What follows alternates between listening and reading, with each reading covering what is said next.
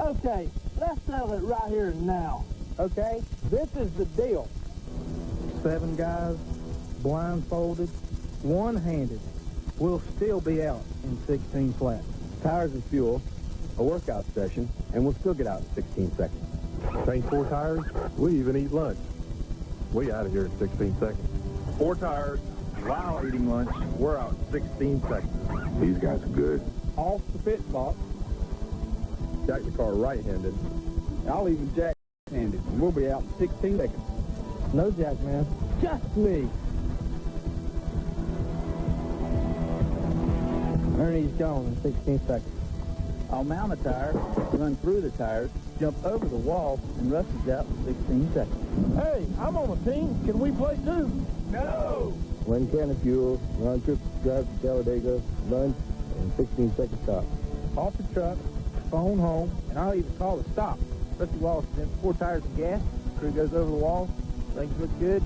Left side down, they're away in 15.9 seconds.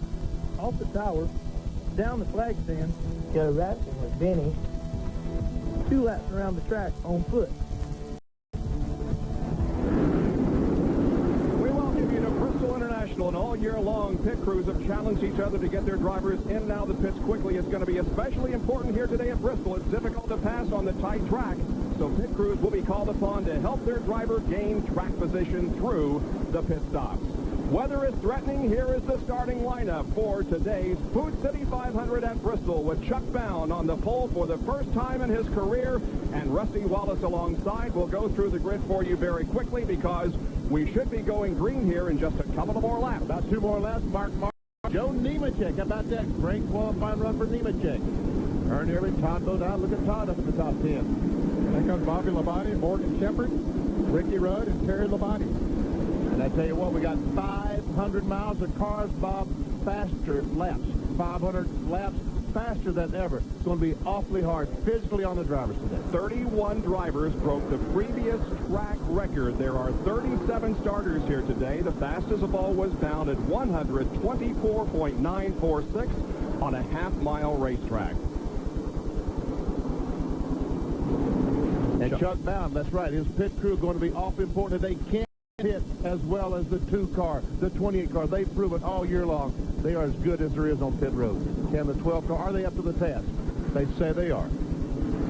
There are the guys that took the provisionals to get into the race. Jeff Burton and Dale Jarrett, and Darrell Waltrip took a former champion's provisional to get into the lineup. Remember, though, Darrell Waltrip started last in this race last year, 35th last year, and went on to a 6th place finish.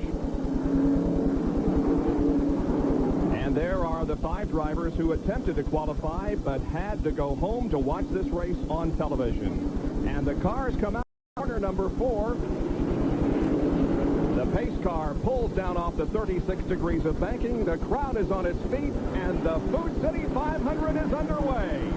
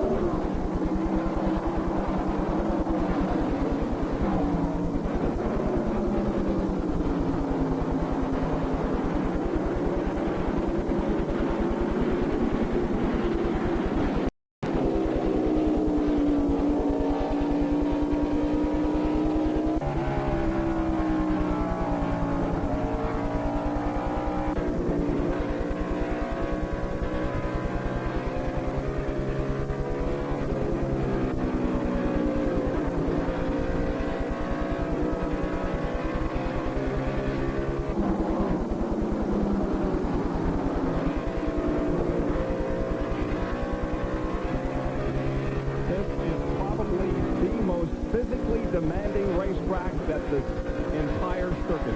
And it's more physical now than ever, Bob, because of the speeds that they're running here. As you mentioned, 29 cars broke the track, 31 cars broke the track record. They're turning this track in just over 15 seconds. And so the G-forces and the centrifugal force is tremendous here. Dale Earnhardt tries to make a pass here on Mike Wallace. You saw Earnhardt qualified back in about the 23rd spot. And once these cars get on the outside, right now the groove on the bottom of the racetrack, we saw Wallace get on the outside. 2 cars got by before he could get back to the groove. The other car that went around Wallace was Jeff Bodine, one of 4 drivers on Hoosier Tires here this afternoon. Darrell Waltrip, who has been on Hoosier Tires for the previous races in 1994, has switched to Goodyear for this event. Rusty is the leader of the race as we take a look at the close action. Back about 17th, 18th, and 19th. There's Ward Burton right in the middle of that, the Hardy's car number 31. He was the fastest second-round qualifier, but his speed would have been good enough to put him up in the top 10. There we see the 16 car. Jeff Gordon got on the inside of him, took the spot away, and once Musgrave got on the outside, lost 2 more spots before he could get back in line. That puts Ted Musgrave back to 7th position. It's Wallace, Bound, Martin, Jeff Gordon, Urban, Bobby Labonte, and then Musgrave.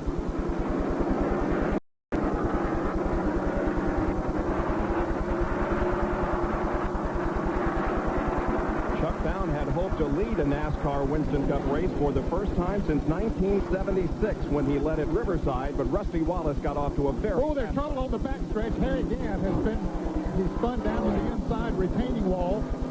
A couple of cars got in trouble in front of him, and I guess everybody else slowed down. Harry perhaps got hit from the rear and spun down to the inside. He hit the wall very hard inside retaining wall on the backstretch, and you can see there is heavy front-end damage to the 33 Skoal Bandit. And Harry Gant, who is driving in his last spring race here at Bristol, has been involved in an incident. Let's see if we can determine what happened. Let's see. He checked up, and the 31 car, Ward Burton hit him. But something happened in front of them. Derek Cope got tagged by, was it the... Well, Derek Cope was very, very slow coming off the second corner. Well, he got bumped a little bit, I believe, by Brett Bodine was trying to get by him. And anyway, he was slow coming off the corner, and everybody checked up. And then Ward Burton just bumped into Harry Gant. And there we see the Quaker State car, the big red cars. Derek Cope has not made a pit stop, so evidently, you're right, Nate, this was a bump that got him off the throttle. So our first caution of the day over Bristol International Raceway. 13 laps have been completed. Rusty Wallace has led all of them so far, taking the lead from outside front row starting position. Evidently, Harry Gant is okay. He's sitting in the car. The window net is down. And I think is that not the signal, Ned, that the drivers, if they're okay, take the window net down? That tells NASCAR they're okay? Yes, that's what they have been told. From the bumper cam, we can see what happened. That's Derek Cope's bumper cam. Okay, so it was Sterling Marlin then that came up and maybe bumped him a little bit and got him out of shape. And then you can see back there, Harry gets bumped from behind there as everybody sort of put on their brakes and slowed down. They can see that maybe there's going to be some trouble there. Here we see Ward Burton go in and just touch Harry Gant in the back. And Michael Walter in the back of Ward Burton is lucky that didn't have more than one car spinning back there. And now an in-car real time coming up.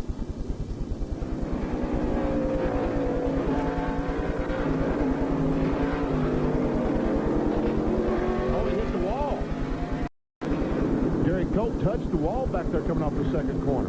And John Kernan has a report on pit road. Bob, we've made our way to the backstretch pits, and they're putting Harry Gant's car on the tow truck to pull it behind the wall. The problem is that heavy impact on the front end. They have broken the radiator, so they're going to have to spend quite a few laps behind the wall to fix that. That's all the damage we know of at this point. Of course, maybe some problems with the steering, but right now just a broken radiator that they'll have to come behind the wall and fix. So Harry Gant may not be out of this race, but for right now, the car is on the hook and headed for the garage area. We'll be back with more of our live coverage from Bristol International Raceway and the Food City 500.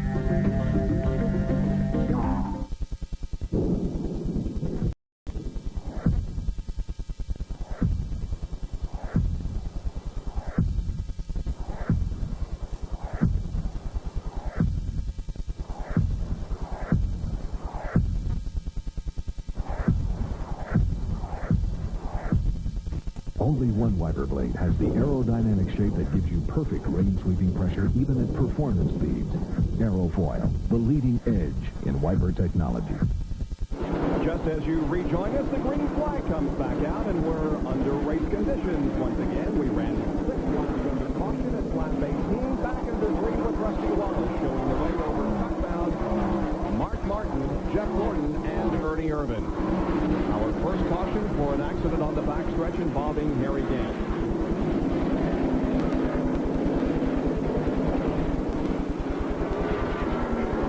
Trying to check out on these boys. Already pulled up about a 6-car length advantage, and John Kernan has caught up with Harry Gant. Well, Benny, they pulled Harry's car behind the wall, and Harry, something happens here, and it happens really quickly, doesn't it? Yeah. Somebody's a little bit over anxious. Somebody, hit me so hard in the back end, about broke my neck there, turned me right around. Well, they've got there's a lot of damage up front, a radiator, and you guys are going to try and fix it to get it back out? Okay, well, Harry Gant's day in very, very early here at Bristol. So Harry has competed in his final spring race here at Bristol. When he comes back in the fall, it will be his final race at this half-mile facility. This, of course, is Harry's final year of competition. Now, Bob, this might be a break for a couple of drivers.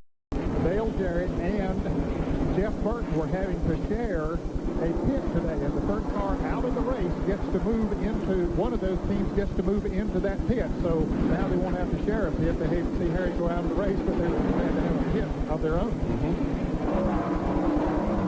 So Michael Waltrip go by. There's some pretty good damage to the front of the car of that Bensol Pontiac. He smacked somebody. There we see the right front beat up a little bit. Dale Earnhardt now in 21st position as he's following Michael Waltrip and Ward Burton. Trying to move through the traffic, but it is not easy to do. There's the front end damage on Michael Waltrip. Not a whole lot, but... And we now see 2, 3, 4, and 5 running right together as Wallace has lengthened his advantage, but Mark Martin is trying to get second position from Chuck Bound. And Jeff Gordon and Ernie Irvin are right behind Mark. Mark going to be over aggressive right at this point of the race, but he sees Rusty Wallace pulling away up there, and he feels that he's a little bit faster than Chuck is right now, so he'd like to get in front of him. Chuck doing a good job of holding that groove, which is the fast groove. Sponsorship picked up on that number 12 car from Masterville, 7-year-old Smoker, Hitball, and the World Boxing. 7-1 Smoker. That must be something to eat, right? I don't know. Sounds like it could be. Here's Rudd Labonte and Lake Beach. Now we'll be getting to see some moisture on the camera lens there. Hope that didn't rain. I saw some of that yesterday. We had the NASCAR camera yesterday. Boy, I hope it is rain. You're right. There's a lot good for us there as we... Lake Beach was right up on the back bumper of Terry Labonte. That is the reason, as I explained, we came on the air so quickly. There is a threat of rain here this afternoon. It's raining, we know, throughout almost the Midwest, making its way southeast. And we hope we can get all 500 laps in this. Oh, Mark Martin and Chuck Mount almost got together. Sorry, Bob. Ernie Irvin has been working on Jeff Gordon for the last few laps, too. Again, this is for second position. Bound has the spot. Mark right there knocking on his door. He's looking down. Bound spins. So far, he hasn't done anything. He's just keeping off the wall and shut. Oh, man. Just at the last minute, the left front of the car hit the wall in turn number 1, and Bound has damaged the machine. Oh, that's too bad. One of the big days of his life here on Friday, went for his team. Got the Bobby Allison-owned car headed in the right direction now. But the left front tire is flat. He's having all kinds of trouble. The left rear also flat. Here we watch Mark come off the corner. He tries to get under Chuck Bound. He tries to, but he runs in the back of the 12 car. And Jeff Gordon gets by Mark Martin as he backs off the gas. And the 12 car thought maybe he's going to get away with it, but he goes up and smacks that left front. Joe Nemechek narrowly missing him as the car split down the banking. Here it is from another angle. Just a little bit of a nudge. It didn't take a great deal. He spins down to the inside, And then it's going to come back up across the track. It was Bobby Labonte, wasn't it? The Maxwell House car that almost got into him. And then Musgrave. But it's only a one-car incident involving Chuck Bound, who has made his way to his pit area now and actually is going to go behind the wall. Well, I thought he was, but I guess not. Jerry Punch is right there. Doc? Unfortunately, Bob, heavy damage for Chuck Bound and Bobby Allison's Ford Thunderbird. The left front, the right front, the left rear. The tires are basically down and off the wheels, and Chuck did a great job to get the car to turn off the racetrack. Now they have to pick the left side of the car up. The clearance is so minimal to the ground that there's no room to get the jack under the car. The tires are both flat. They get the jack beneath the left side tire, left rear tire going on. They're still looking at the left front fender area, trying to push some of the fender away. And heavy damage, a tough break for a young man who has put that car on the pole for the first time in his career. Bob? All right, Jerry, the car about to roll away, but here it is from Mark Martin's in-car.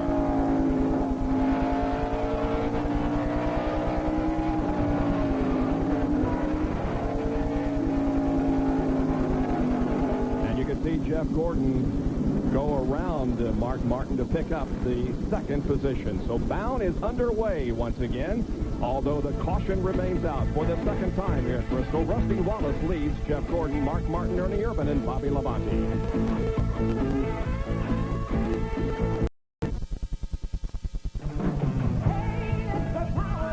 Save now on Ryobi's great power lineup with fabulous Ryobi rebates during Spring Power Plus. Save on Ryobi's unique detail sander. Save on this random orbit sander. And save on this Ryobi circular saw. Pay less for Ryobi lawn and garden power, too. Save on the award-winning cordless multivator mower and this unique Ryobi Trimmer Plus system. And you could win this fantastic Suzuki Sidekick, too. See your Ryobi dealer now and... Under green flag conditions once again at Bristol, Rusty Wallace continues to set the pace. Well, that car is fast. He's able to pull away just very easily after a couple of laps, and he's moved out to half a straightaway lead over Jeff Gordon, who now is expected. Here is Joe Nemechek, Lake Speed, and Labonte battling for position. A little bit of contact there, maybe. That's Terry Labonte, still on car number 5. His brother Bobby is way on up front. 9th, 10th, and 11th here. Lake Speed, we're riding with him, is in 10th spot.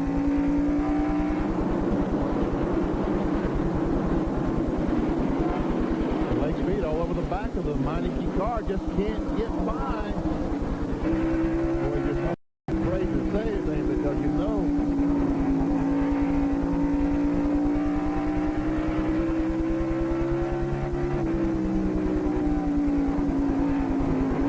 Boy, just right on the back bumper.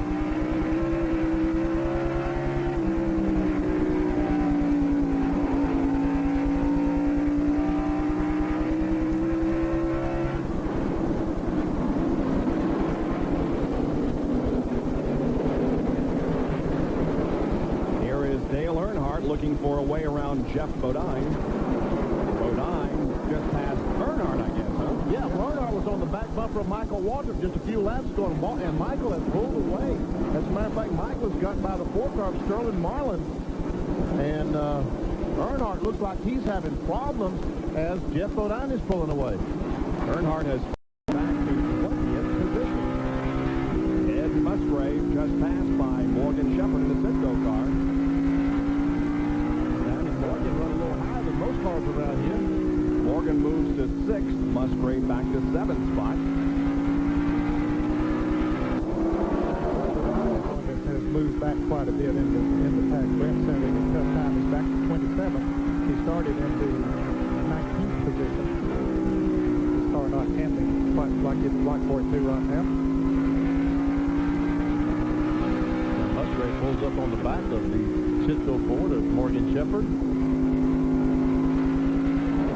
Now looks to the inside, and Jeff Bodine looks to the inside of Sterling Marlin in turn number 2, trying to take that position away from him. That would be for 18th, and he does, and Earnhardt is going to try to come along, and so is Ward Burton as Marlin gets hung on the outside. Well, as Benny mentioned earlier, you get on that outside, there's not a great deal you can do. Sterling trying to hang there for just a moment, but he needs to get back in line, and he does, right in front of Rick Mast.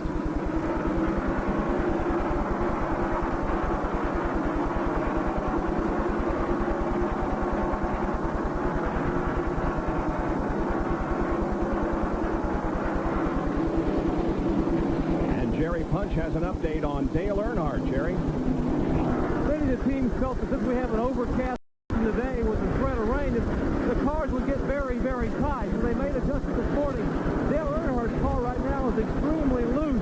A loose race car at Bristol can be a wrecked race car if you're not careful. So they're going to wait, bide their time, get a caution flag, and make some adjustments. But right now, he says he's having trouble getting into the corner without the car getting sideways.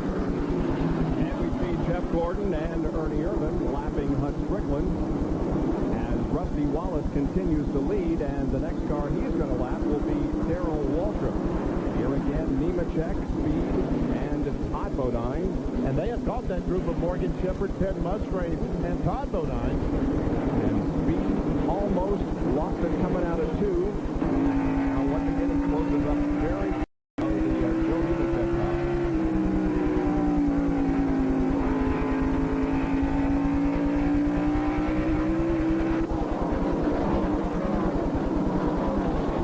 And right in front of these guys, Morgan Shepherd was passed by a couple of guys. Steve Griffin headed to the pit area on the backstretch. Unscheduled stop for him.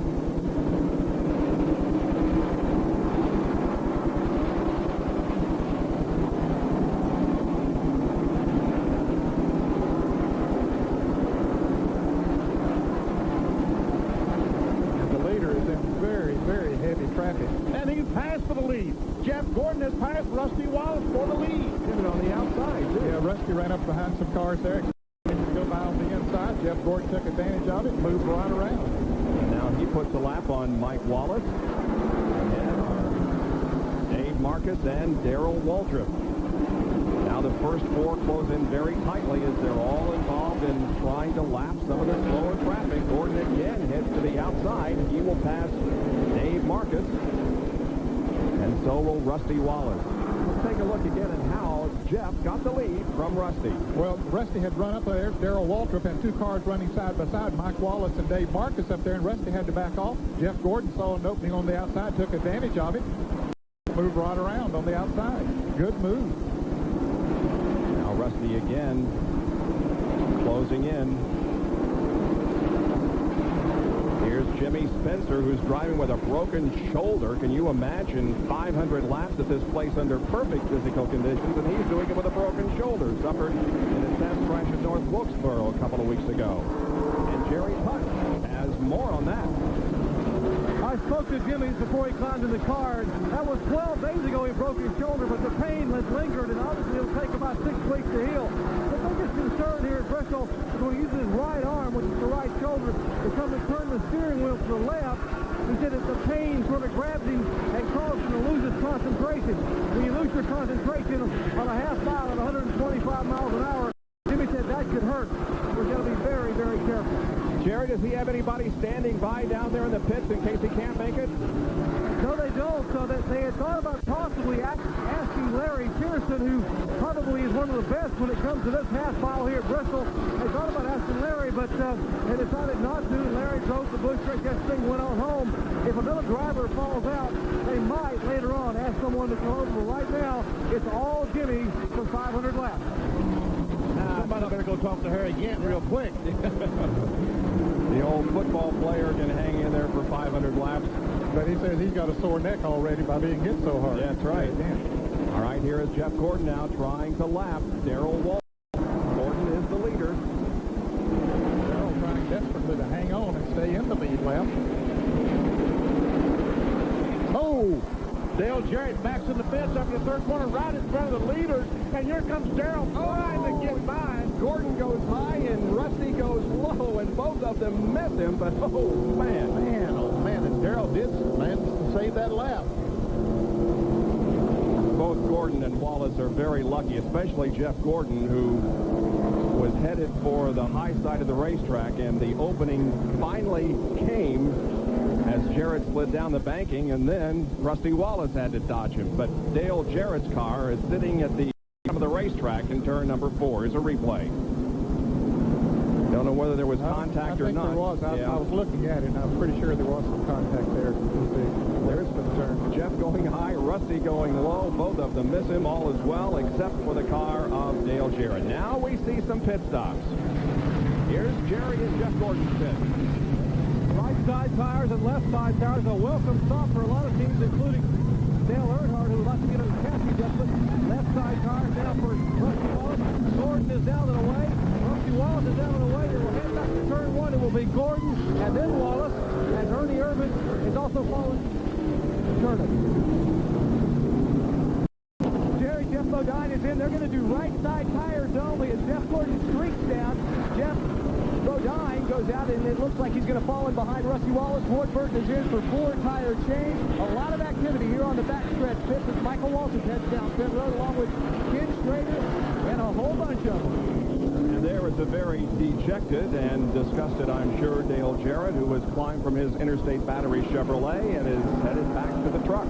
Bob, he had moved from 36th starting position and was running about 23rd or 24th and was really coming up through the field pretty good, but got a little bit of a tap there and stayed on the wall and is out of it.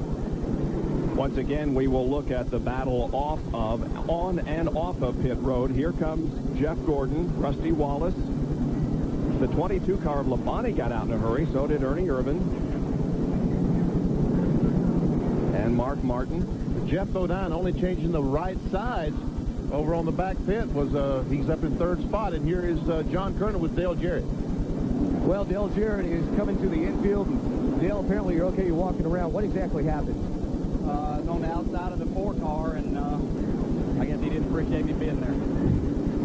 Car pretty well damaged, or done for the day? Yeah, it's done for the day. Matched the all the way up. No, we finally got the car to working halfway decent. He about wrecked on the front stretch, and I got on the outside of him. I guess he decided to wreck me instead. That's Dale Jarrett, of course, very, very unhappy as they were moving through the field pretty well. It hasn't been a good first few races for Dale Jarrett, but I'm sure things will change around for the Interstate Batteries team. We'll take another break and be back with more racing action from Bristol International Raceway. The Food City 500 being left by Jeff Gordon.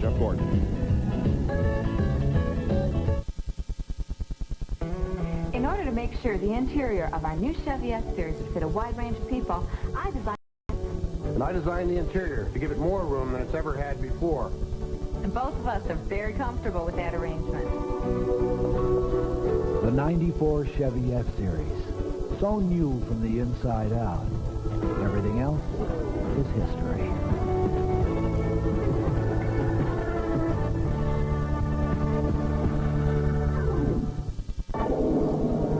You start it every morning.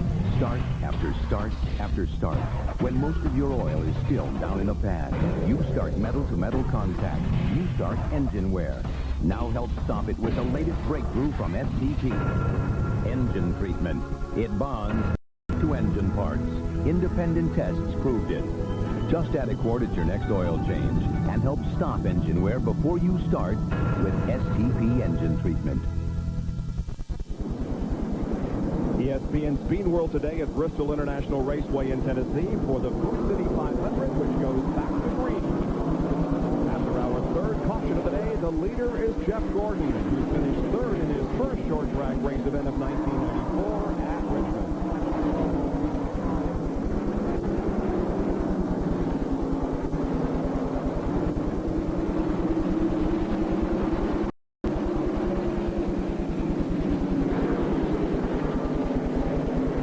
Cars on the inside, laps down, trying to get back to the front. Really presents a problem to these cars trying to get on the outside. It's Mark Martin hung out there.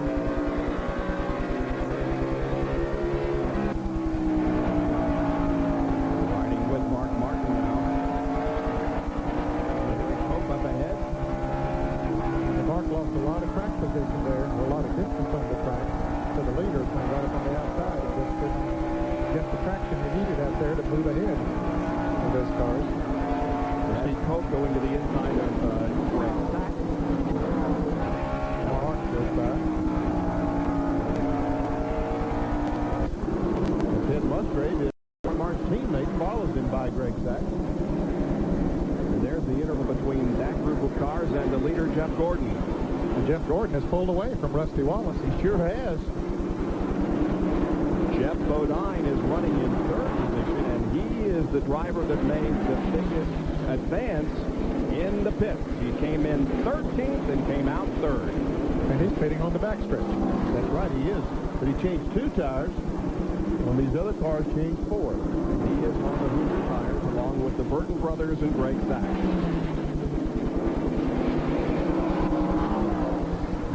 Ernie Irvin closing in, though, on Jeff Bodine.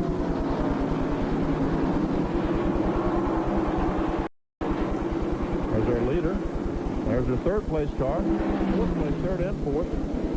And in 5th is Bobby Labonte. And boy, he has been very, very impressive here in the first 70 or 81 laps of this race. See the sponsor on Jeff Bodine's car, Excite Batteries?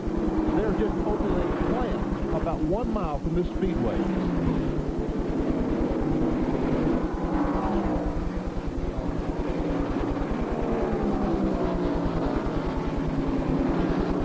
There's Bobby Labonte. And here is Ernie shooting to the inside of Jeff off the 4th corner and picking up 3rd spot. And Bobby Labonte now in hot pursuit of Jeff Bodine. And Kyle Petty just about hits the wall. Turns 1 and 2, and here comes a bunch of cars. And Ward Burton and the 4 car gets into it. And Kyle Petty's still slow and got a bunch of cars jammed up behind him. And wow. Jammed up is right. And Ward Burton comes out. Look at the damage on the left front car. The left front of Ward Burton's car on the inside. Kyle's trying to get down the inside of the track so he can get in the pits, and he couldn't get down there. No, now he finally gets there. As the leader comes around, Kyle goes a lap down. Ward Burton has a lot of damage on the front end of that car. It was a chain reaction type of situation. That's what happens here. They go so fast. And if something happens in front of it, just like what happened with Terry Gant there a little bit earlier. And Jerry Punch is right there. And Kyle Petty has the metal yellow Pontiac in. They have a flat right side tire. They're trying now to get the tire on the car. They finally get the right rear tire back on, and he is down and away. Let's check in with John Curtis. Jerry, Ward Burton pulls away a lot of front-end damage. They had the big sledgehammers out trying to beat down the hood. The hood was pushed up. It looked like the radiator had been pushed back, but there was no fluid, very little fluid left out on pit road. So Ward will probably have to come in one more time to see if there is a problem, in fact, with the radiator. His team is waiting right now for him. He stays out there this lap, though, to see how exactly the is working, but the front end of that car is mangled up pretty good. Now we see Todd Bodine, the 75 Factory Stores of America, and Earnhardt, the GM Goodrich Chevrolet racing position right behind Ward Burton. There was some contact between Earnhardt and Wallace.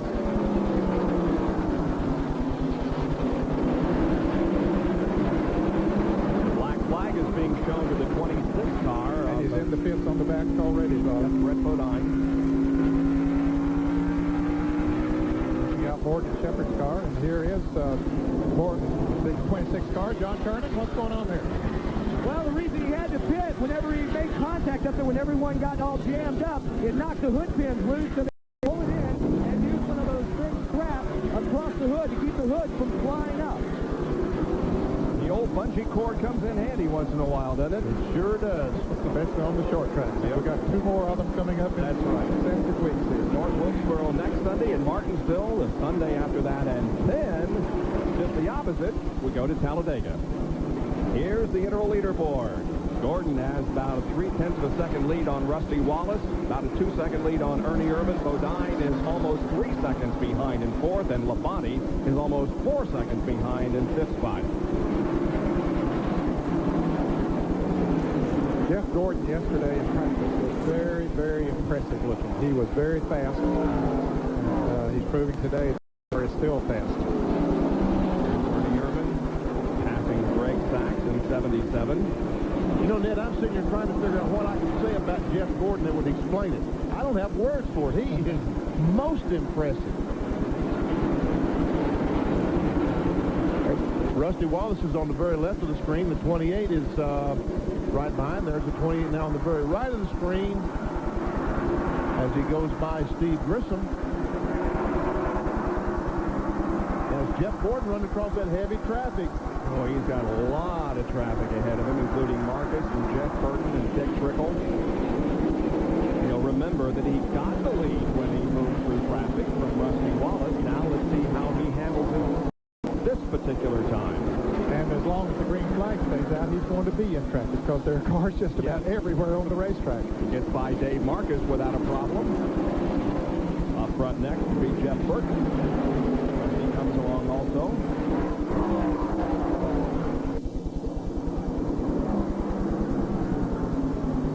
Marcus and Steve Grissom running side by side. Now Grissom takes over that spot.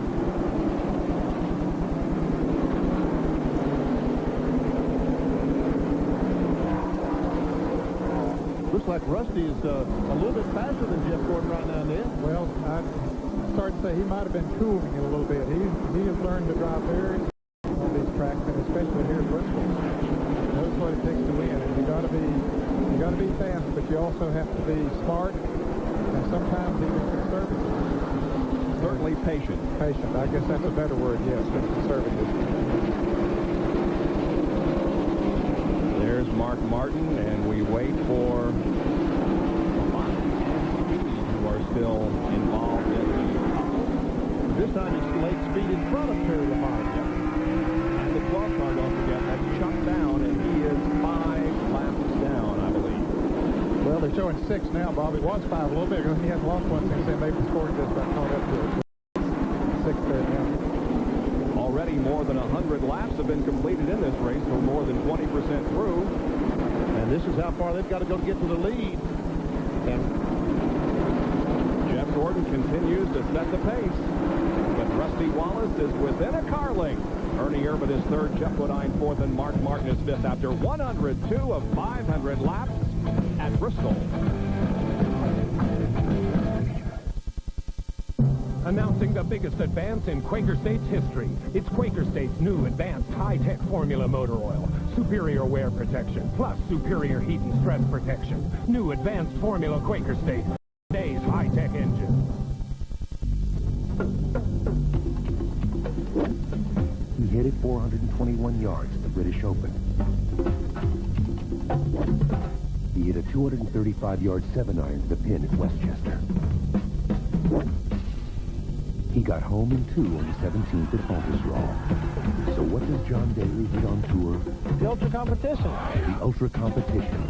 For distance, for spin. It's made to win by Wilson, played to win by John Daly. April is our National Open House Month. Meet the best. People who'll go the extra mile for you and a company that guarantees it. Contact your local office today. Coldwell Banker expects the best. Ask us about a 90-day no-pay mortgage with Canada Trust. Ernie Irvin is in trouble. Car just slowed dramatically coming off of corner number 2. He coasted down the backstretch. Here he is on the front stretch headed for the pits. It does not look good for the Texaco Haviland Ford. Doesn't look like it has power, Bob. Let's see if we can see what happened. He was running along there in third place, gaining on the leaders. Goes into turn 1 here, and all of a sudden he slows down. Cars pass him on the outside. He keeps it down on the inside and then coasts around to the pits. The hood is up, down on pit road. looks like maybe an ignition problem. Yes, they're working on it frantically, so I think it is an ignition problem. Ernie Irvin's worst finish this year has been a 6th at Darlington. Of course, he's the NASCAR Winston Cup point leader. While we were in break, Rusty Wallace did get the lead back from Jeff Gordon, and we'll show you how it occurred. They're coming off of turn 2. Rusty got a good run. Jeff slipped a little bit coming off of turn 2. Rusty got a good run there, and Jeff moved up. Didn't fight him. Let him go on and take the lead. Leaving the battle through traffic to Wallace. Yeah, so you go up there and fight that traffic for a while because they got a bunch of it there in front of them. They sure do. There are about 6 or 7 cars ahead of the leader that they will try to wind their way through. And remember that Jeff Gordon was trying to get by Jeff Burton in the blue and white 8 car when he had the lead. Well, Rusty Wallace right now is trying to get by Jeff Burton in the 8 car. Still right. Here's Jerry Punch at Ernie Irvin's pit. Well, the preliminary indications are not good for our point leader, Ernie Irvin. They think they have broken a timing chain. So they are trying to now pull the distributor out and look in the engine. As Robert Yates and Joey Knuckles, Larry McReynolds are through now here under the hood. And Ernie Irvin sits helplessly in the race car. Tough break for the Cup point leader. Could certainly have a major impact on the points. This is how they stood going into this event, with Earnhardt and Martin tied for a second position, then Schrader and Rudd the second 5 in points going into this event. Speed, Shepard, Marlin, Jeff Gordon 9th, and Terry Labonte in 10th. Well, the Family Channel blimp is currently in the area, part of their 1994 Accentuate the Positive Tour. Cross-country journey incorporating flybys at major fairs, festivals, sporting events such as this one here at Bristol, and they're providing some excellent overhead shots in the Family Channel blimp. And look, Jeff Bodine has just taken over the second place from Jeff Gordon. Now Mark Martin takes over that third spot. So Gordon beginning to fall back now. He goes from first a few laps ago back to fourth. Rusty leads. Jeff Bodine is second, followed by Mark Martin and then Jeff Gordon. Jimmy Spencer and McDonald's Ford just passed Rusty Wallace, but Spencer had been in the pits. In fact, we thought some smoke coming from the car, but he's back out there now. Jerry, what's going on with Spencer? I talked to Mike Hill, the crew chief on the McDonald's car net. He said that when Spencer got into the back of the 26 car, it closed the grill up in the openings in the front of the 27, and therefore the car is now overheating. That's the smoke or steam you saw coming from beneath the car, as he is now back on the racetrack with fresh tires, and they've opened the grill back in the front. Well, Jeff Gordon fell from first to fourth, and now Rusty has fallen from first to third, as Jeff Bodine and Mark Martin were both able to get around Rusty, and we have a Hoosier driver in the lead, Jeff Bodine. There's trouble right in front of him. Look out, guys. The 40 car very slow. 40 car Bobby Hamilton way up high on the racetrack, and everybody behind him had to check up quickly. No caution is out as Hamilton's car remains rolling. Now he gets to the inside and will be headed to the pits. And Bob, you mentioned that Jeff Bodine is on Hoosier tires. Remember, he only took on 2 tires during that pit stop, so that's a pretty impressive situation. This is the longest run we've had, so that might be telling us something here as far as the tires are concerned this afternoon. Jeff Gordon falling back. Jerry, what's the problem? Apparently, Gordon's problem a moment ago is that the car just suddenly got loose. I mean, in a hurry. As Ray Evernham just told me here in the pits, Jeff said, hey, the car suddenly got loose and you can't drive it. Ray said, well, just back off. Save the race car. We'll get a long day. We'll take care of it when we come in and get another stop. Let's check in with John Kernan. Well, Jerry, we're back in Jeff Bodine's pit. Jeff just taking the lead, and Ned, as you pointed out, right side tires only on that last pit stop. What they have seen, the indication here, not only the testing with the Hoosier tires, but also in practice, they saw very, very little tire wear. So they felt very confident that they could go with just the right change because of the wear is going to occur. It's going to occur on the right side. But it looks like they have made the right move as Jeff is running very, very well. You saw the very impressive movement toward the front there in our statistics moments ago, starting 27th, and now Jeff Bodine is the leader, and he's put a lap on the 41 car of Joe Nemechek. And Bobby Hamilton, this is him hitting the wall coming out of turn, actually down the backstretch into 3. And he moved out of the way very smartly, Bob. Got completely, he said he went high on the track. He drove it up there to get out of the way of those cars coming up on him. Here are 3 battling for position. It's Bobby Labonte, Ted Musgrave, and Todd Bodine. That is 8th and 9th and 10th. We see Michael Walter brought behind them. And Musgrave tries to turn around the 22 car, and now the 98 tips the wall in the stop up between 1 and 2. That will bring out the caution flag. 4th caution of the day flies over the racetrack as Derek Cope is stopped at the top of the banking in turn number 2. Darrell Waltrip is going to be saved again. He was the next car to be lapped by the leaders, and Ricky Rudd might have got his lap back. He had just been lapped. He might have passed Jeff Bodine. That'll be up to NASCAR to decide that, but it's very, very close. There's the Finger Hut car owned by Cale Yarborough that has stopped at the top of the banking, and both front tires are flat, and it just will not go. We see that Derek Cope is trying to make the car roll. It will not go forward. Going to try reverse here for a second. I don't know. Better not back in front of all these cars. They're still going pretty fast. All right, the pits are open, and here they come in for service now. Let's go to Jerry Punch. We're going to show you all 3 cars pitting on the front straightaway. 6, 2, and 24. 2 Ford and a Chevrolet. Mark Martin, top of your screen. Right side tires and left. Middle of your screen. Car number 2 also getting right side tires. They're all together on the left 5. Jeff Gordon mounting his green. Left side tires going on the DuPont Chevrolet. Left side tires now going on the Valvoline Ford of Mark Martin. Side tires out. Here's Rusty Wallace down pit road. He's the first one out. Gordon is second. Earnhardt Martin third, and Terry Labonte. Let's check into the back stretch, John Kernan. A 4-tire change for Jeff Bodine as Rusty Wallace streaks by into turn 3. Jeff's pitting on the back stretch, boys. Left side tires having a little problem with the left front. He finally is down off the jack and away, but he lost several positions here on pit road. Well, they didn't have lunch, but they put in some pretty good stops there. About 17.3 seconds was the best we saw from Rusty Wallace's crew. And here is Derek Cope's dilemma. This is what's caused our caution. I think he must have had a tire go down when he went in the turn. Looks like going to the corner and the tire was flat. Exactly right, Ned. Just wouldn't turn and right into the wall. We're under our 4th caution at 135 laps here at the Food City 500, Bristol International Raceway.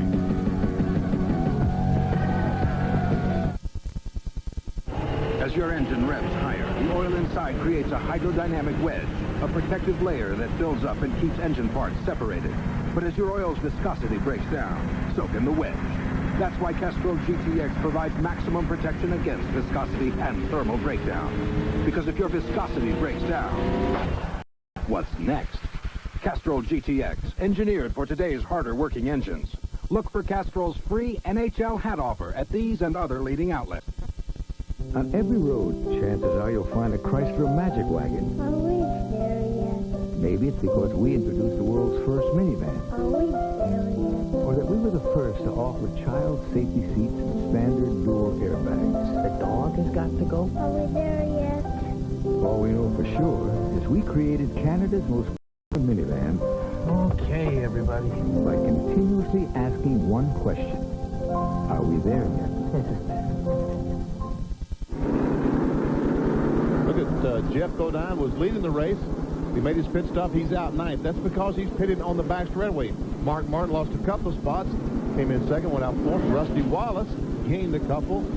Jeff Gordon gained a couple. And look at Terry Labonte. He gained a couple as well. So the Hendrick cars making some very good pit stops. We were going to go back to green. There was something on the race. So they a brake rotor on the track, so they kept the caution out an extra lap, but next time around we will go green. We are under caution because of an incident which occurred in turns 1 and 2. Derek Cope goes down the corner, starts to go to the left, and the car just all of a sudden goes straight in the wall. You know, and I mentioned that Excite Battery is opening a plant here in Figueroa. Also has a distribution center. That's right. Down in Piney Flats, about 5-6 miles from here. just down the road. Just down the road in Piney Flats. Pace car pulls off.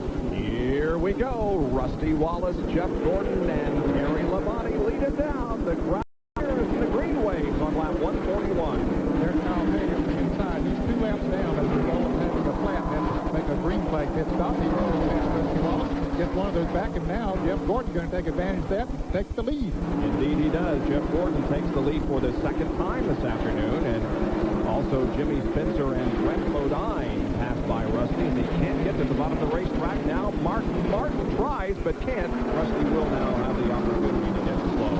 And Mark Martin did get by Terry Labonte. Now late speed on the inside of Terry Labonte, trying to take that spot. Can't do it this time. Jerry punches with Ernie Irvin. Our point leader still behind the wall, working on the car. Ernie, did they decide that it was a timing change? Well, we haven't really got it apart yet, but that's what it appears to be. And, you know, even if we can fix the timing chain, it probably bent all the valves when it broke. So we may be out, but those guys aren't going to give up. We're going to try as hard as they can to get her fixed and get back out there. Ernie Irvin standing by, the car behind the wall, and everyone working under the hood of this car trying to get this motor torn apart and give them a shot at a few more laps and points. Look at that mass of race cars. Yeah, they're just a exactly. You're right. They're running side by side, and everybody's jockeying for position. You know, they're going to do it, but boy, that's dangerous.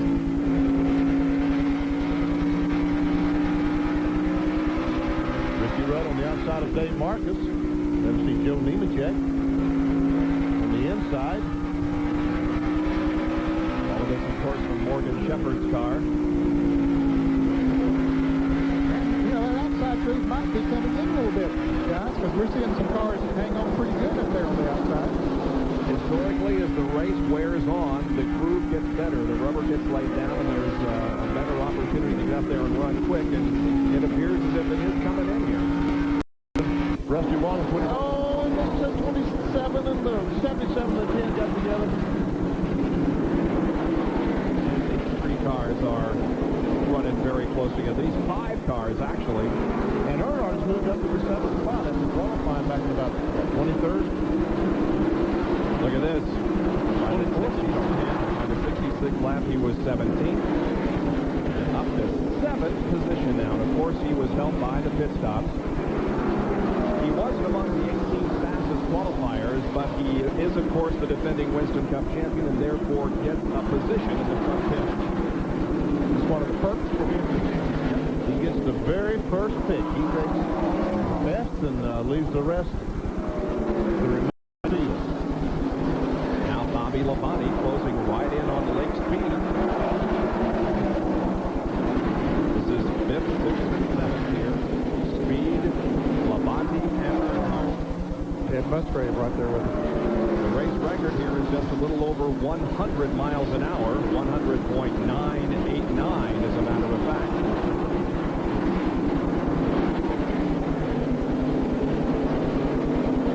See Rusty Wallace won by Jimmy Spencer. Mark comes along with him. Spencer's 6 laps down. Jerry has an update on Rusty Wallace. Rusty Wallace was very concerned before the race about temperature on the right front tire. He told me they were showing about 270 degrees across the right front. On his first pit stop, the tire was at least 270 on the inside. So Buddy Parrott has told Rusty, take it easy. Don't use up the tire. Gordon will eventually slow down and come back to you. So Rusty is back off and trying to run a good, steady pace here after each pit stop. Here goes Earnhardt on the inside of Labonte. Got him. He got him. Now Musgrave will go by and take that spot away. So as hard as Bobby Labonte was trying to get by Lake Speed, he loses a couple spots. Earnhardt moved to the 6th spot. Remember, Earnhardt and Martin came into this race tied for 2nd place, 81 behind Ernie Irvin, the points leader, and Ernie is behind the wall having the car worked on. There are Wallace and Martin, 2nd and 3rd, as they try to catch up to Jeff Gordon, the leader of the race. Gordon now sitting there riding behind Kyle Petty. Kyle is almost 2 laps down. And now they're beginning to catch him a little bit. He might have to take a look at trying to move on around Kyle. Kyle's holding him up. There you see the interval leaderboard as Lake Speed only about 3 seconds behind in 5th position. And now 1st, 2nd, 3rd are close, and 2nd goes to Mark Martin. Rusty Wallace got in the corner, went up a little bit, and Mark just drove by. And look, Kyle Petty goes by him. And Terry Labonte joins that group. Yeah, let us not forget about Terry Labonte, who's running a good race and is in 4th position. There are your top 4. They're running right together on the racetrack, and they're being led by Jeff Gordon. 159 laps are in the book here at Bristol International Raceway in the hills of Northeast Tennessee. We'll be right back.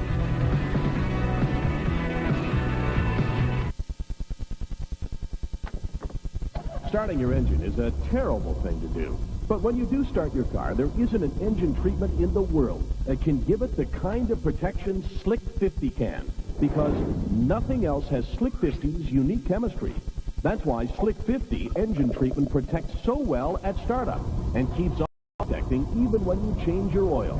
You can reduce your engine wear up to 50%. What it takes is Slick 50.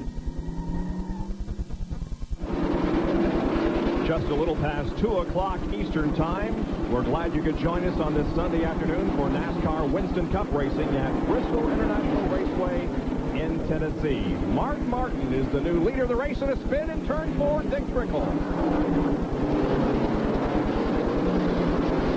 the caution is out.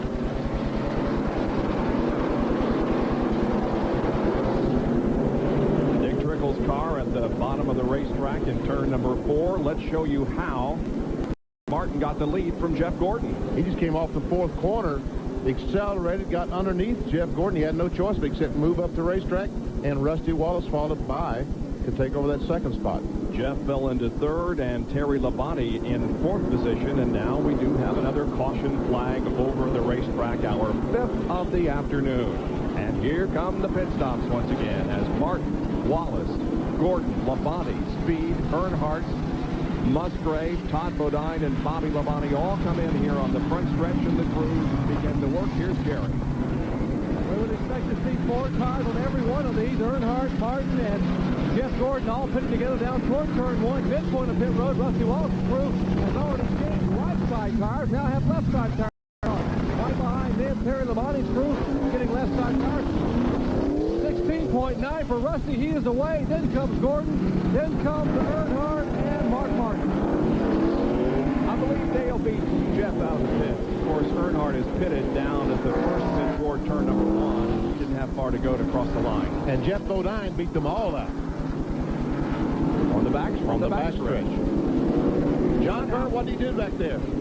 Well, a little bit of interesting strategy. He took on left side tires and fuel, which means the next pit stop for them, they'll just go right side. Talking with Paul Anderson, that last pit stop when they took 4 and lost 8 positions from first all the way back to 9th, he said, man, it's killing us pitting here on the backstretch. We got to come up with a plan, and apparently this is their plan. And it seemed to have worked pretty well because Jeff is now back out in front. Well, an interesting strategy here. Here are the front stretch pits. You can see how everybody completes their work. Here comes Wallace and Gordon, but I think Earnhardt beat Jeff off the pit road, and then Mark Martin followed in 4th position. And Earnhardt is in front of Jeff Gordon on the racetrack. But the leader of the race is Jeff Bodine, number 7 Exide Batteries machine. We'll take a break and be back with more live action in just a moment.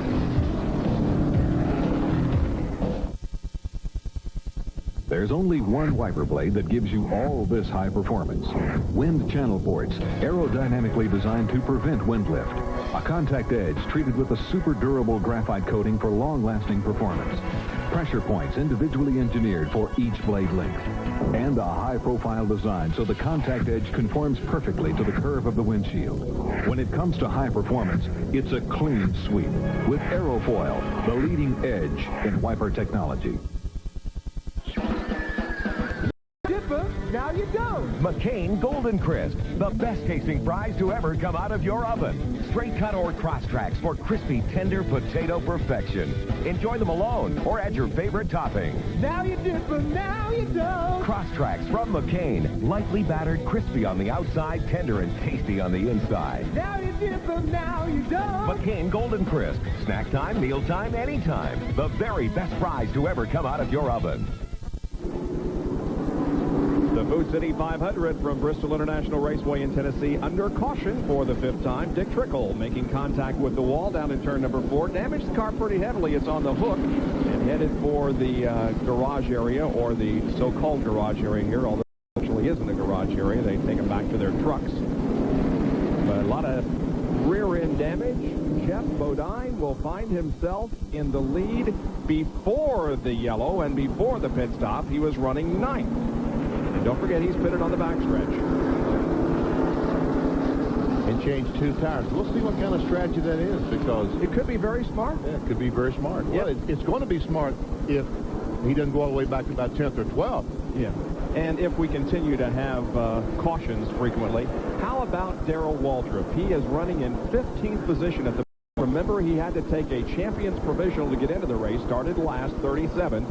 He has saved being lapped at least twice this afternoon. Last year, he started 35th last, drove to a 6th place finish, and he appears to be doing so again. He is the all-time win leader here at Bristol with 12 victories. That includes 5 here in the Food City and 7 in the fall race, the night race. Interesting thing about Darrell Waltrip, he is running Goodyears today. Yes, he is. He decided yesterday to qualify with a Goodyear so he'd be able to run them. He said, look, I've got to find out something about my team. I can't go off on Monday and keep blaming it on the tires. I got to compare apples to apples. He put the Goodyears on just like Rusty Wallace and see where he's lacking.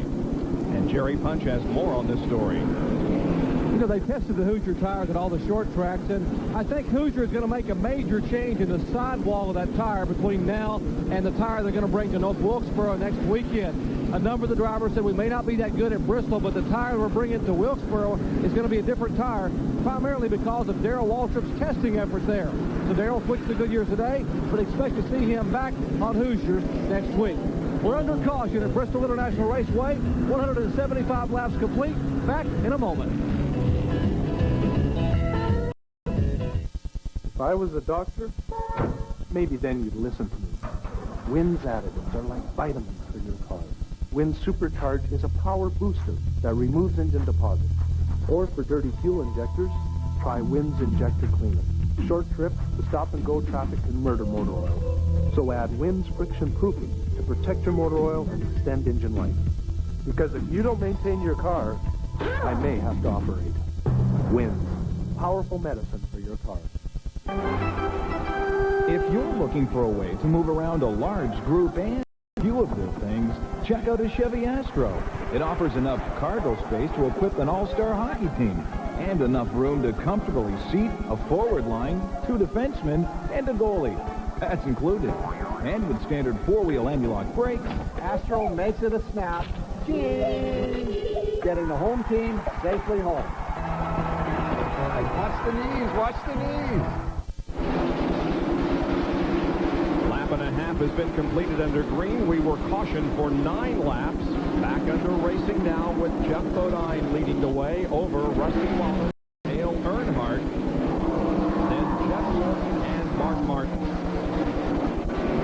The 41 car of Joe Nemechek is a lap down in 19th position. Here comes Rusty underneath him in turn number 4. There are 18 cars on the lead lap. The average speed of the race is a little over 86 miles an hour. Earnhardt started 24th, has been as high as 3rd. That's where he is currently getting as low as 24th, his starting position. Has not led a lap in his last short track win was at Martinsville in April of 81. Now we see Rusty Wallace closing in on Jeff. Put a little heat on him. But I know they changed those 2 tires. Is this car going to stick well enough if he runs back there? Might not follow, especially when the Goodyears are new, that Rusty Wallace had on his car. Seems like in the long run that Jeff's car goes really good. But if you get some heat up, they don't look quite as good, especially with just 2 wheels on. But you can bet your life he's going to use that groove to his best advantage.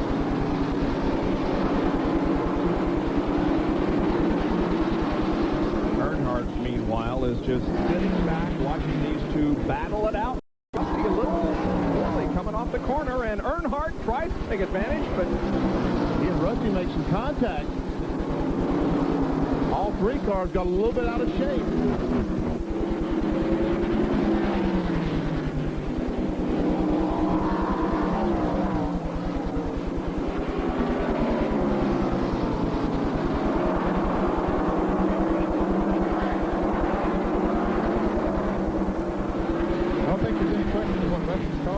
Faster right now, but that doesn't mean that he's going to lead the race. So Jeff Bodine is doing a good job of taking that groove. And there is Jeff Gordon, who also is staying well in contention, but a few car lengths back of those battling for the lead. A good place to be sitting right now. Really, yeah. He's got a little daylight in front of him in case something happens up there. And a crash. Oh, Ricky Rudd has hit the wall hard, apparently, or has hit something hard, because the front end of that thing is really crinkled up. It really is. Wow. He hit the wall, the inside wall with that. Yes, he did. Tied forward. We see some orange on the wall here in front of us. Evidently, we see some movement inside there, because he just hit it for a ton. Tore the front end off the car almost. In the NASCAR Winston Cup point standings coming into this race. He was running 17th. I see a medic car running over to him. Safety crew is right there.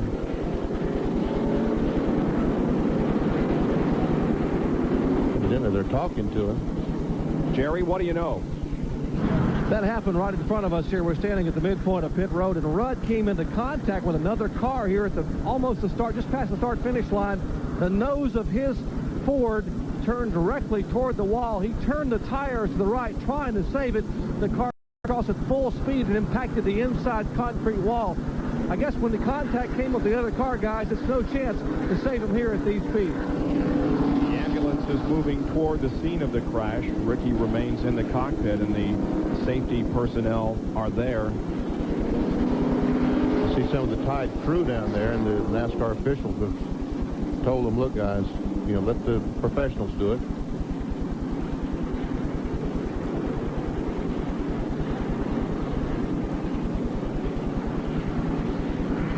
Pit road is closed at the moment. He is not far from the exit of pit road here on the front. Car slid clear across the, there you can see the impact. The car slid clear across the track, up the banking, and then it slid down the banking.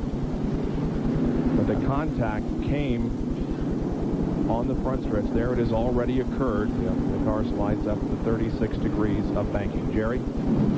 I just spoke to Bill Engel as you watch Ricky Rudd climb, and with the assistance here of the Bristol life-saving crew, he landed in the ambulance. They have 3 physicians on duty here at the facility. Larry Carrier wanted to make sure they got every major specialty covered as far as trauma is concerned. Linda Rudd walking. Ricky apparently, upon impact, had the breath knocked out of him. He was able to breathe and was alert inside the race car. Talked to Bill Engel a minute ago and his wife Linda. He'll be taken to the infield care center and checked out. Hopefully we can get a comment from Ricky momentarily. Well, good. We breathe a sigh of relief after that major impact.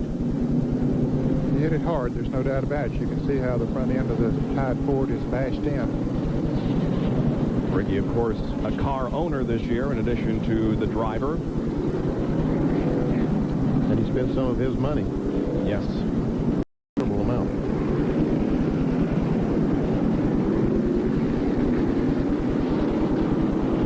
Well, the track crew is going to be out there for a while because there was a lot of fluid that leaked from the race car. There is the point of impact.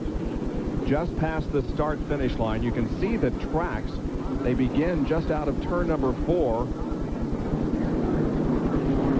And they head on impact with the inside wall down by turn number 1. But apparently Ricky is not seriously injured. He is being taken to the infield medical center, and Dr. Jerry Punch will continue to keep an eye on Ricky and give us further information that he might have.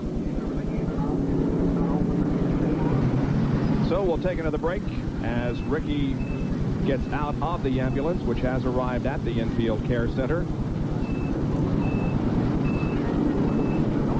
He's on the stretcher, as you can see, but I don't blame him. Hey, yeah, I don't blame him. Hey, guys, carry me in there. It's a lot easier than trying to walk in there. Max Helton of the outreach effort. And we will get an update as soon as it becomes available. We'll be back after these messages of our live coverage from Bristol. Conventional wisdom says a recycled cottonelle can't be as cottony soft. Well, at Scott Paper, we care about the same things you do, so we put our lab people on it. We got the usual lab humor. And this, a second cottonelle. It's 100% recycled, but unlike any other recycled, it's 100% cottony soft. Recycled cottonelle, the only cottony soft recycled. So much for conventional wisdom.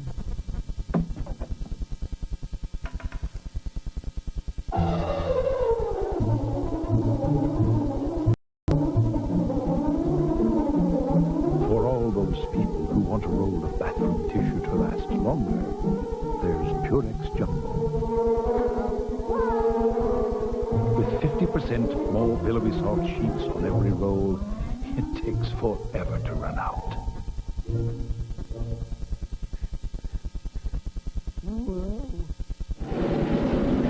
Bob Jenkins, Ned Jarrett, Benny Parsons, John Kernan, and Dr. Jerry Punch back at Bristol International Raceway in Tennessee for the Food City 500 NASCAR Winston Cup race. The lights atop the pace car are no longer blinking. In half a lap, we will go back to race after our 6th caution of the day. involving an incident with Ricky Rudd. He has been taken to the infield care center. We continue to stand by to get updated information. As soon as we get it, we will pass it along to you. He was alert, apparently, and is not seriously injured, but again, we will update you as soon as we possibly can. Meanwhile, with 196 laps about to be completed, we go back to racing, and Jeff Bodine is up front with Rusty Wallace, Dale Earnhardt, Jeff Gordon, and Mark Martin.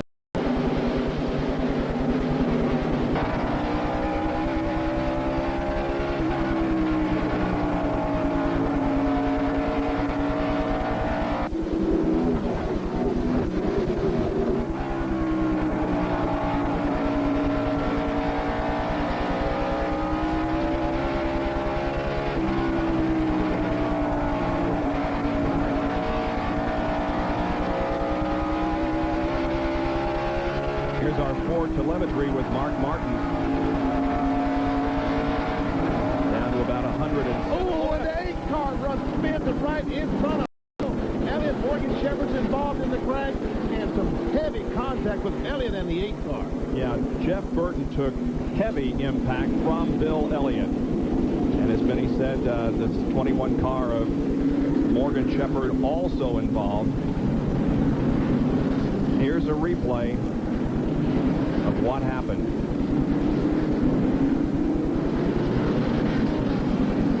Burton spins, hits the wall, and then Elliott. Right into him, and Morgan Shepherd then gets into Elliott.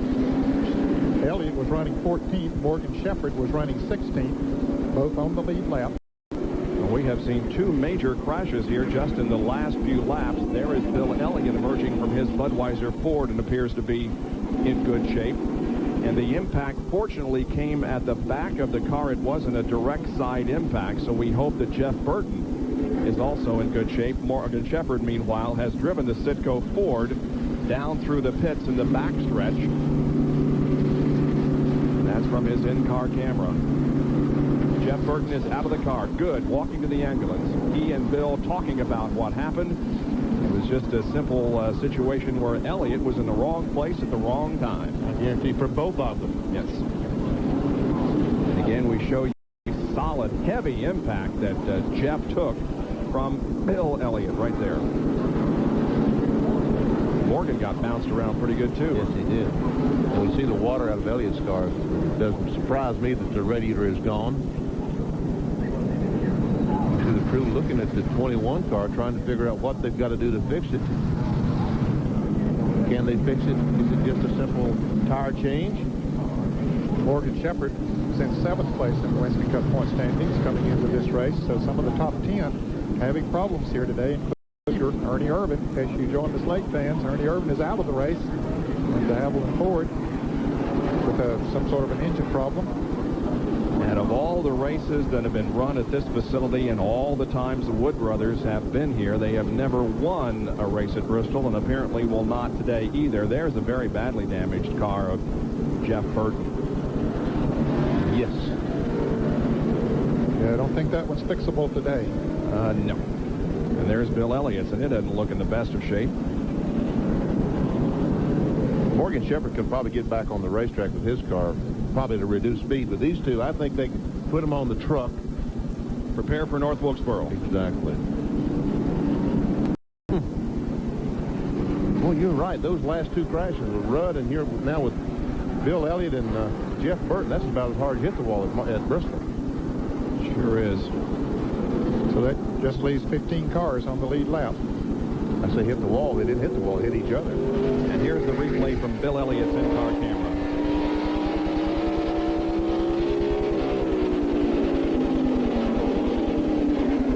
Oh, boy. Knocked us right out of focus there, didn't it? He hit hard. I suspect that Jeff Burton got tagged a little bit going into that turn. Here's Morgan as we watch out his windshield.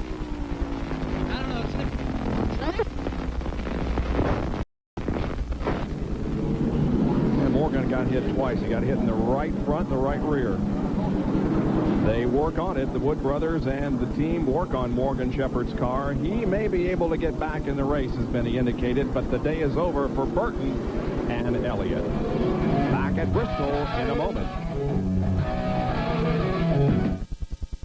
Announcing the biggest advance in Quaker State's history. It's Quaker State's new advanced high-tech formula motor oil. Superior wear protection, plus superior heat and stress protection. New advanced formula Quaker State for today's high-tech engines. There are thousands of uses for new liquid wrench non-flammable super lubricant with Teflon around your home, car, and shop. If it squeaks, if it rusts, if it needs protection, if it needs lubrication, new liquid wrench is the answer. And unlike WD-40, new liquid wrench is non-flammable. Liquid wrench non-flammable stops squeaks, protects and lubricates, and is available at retailers everywhere. You meet someone and eventually want to share everything with them. It seems nothing will ever come between you, and nothing should, except this. Trust Trojan condoms. Reduce the risk. 6 laps were run under caution. We are back to green flag action with Jeff Bodine continuing to lead the way, and Chuck Bound spins in turn 2, and everybody hits the brakes, and several others become involved. Numerous others become involved, as a matter of fact, including Kyle Petty, Terry Labonte, Steve Grissom, Brett Bodine, Ted Musgrave, Rick Mast. Man, oh man. Are we going to have anybody left? It was almost like Saturday Night Thunder last night in Ventura, California, when I think 6 cars finished a 30-lapper. And Terry Labonte has some flame beneath that car as he pulls into the pits on the right of your screen.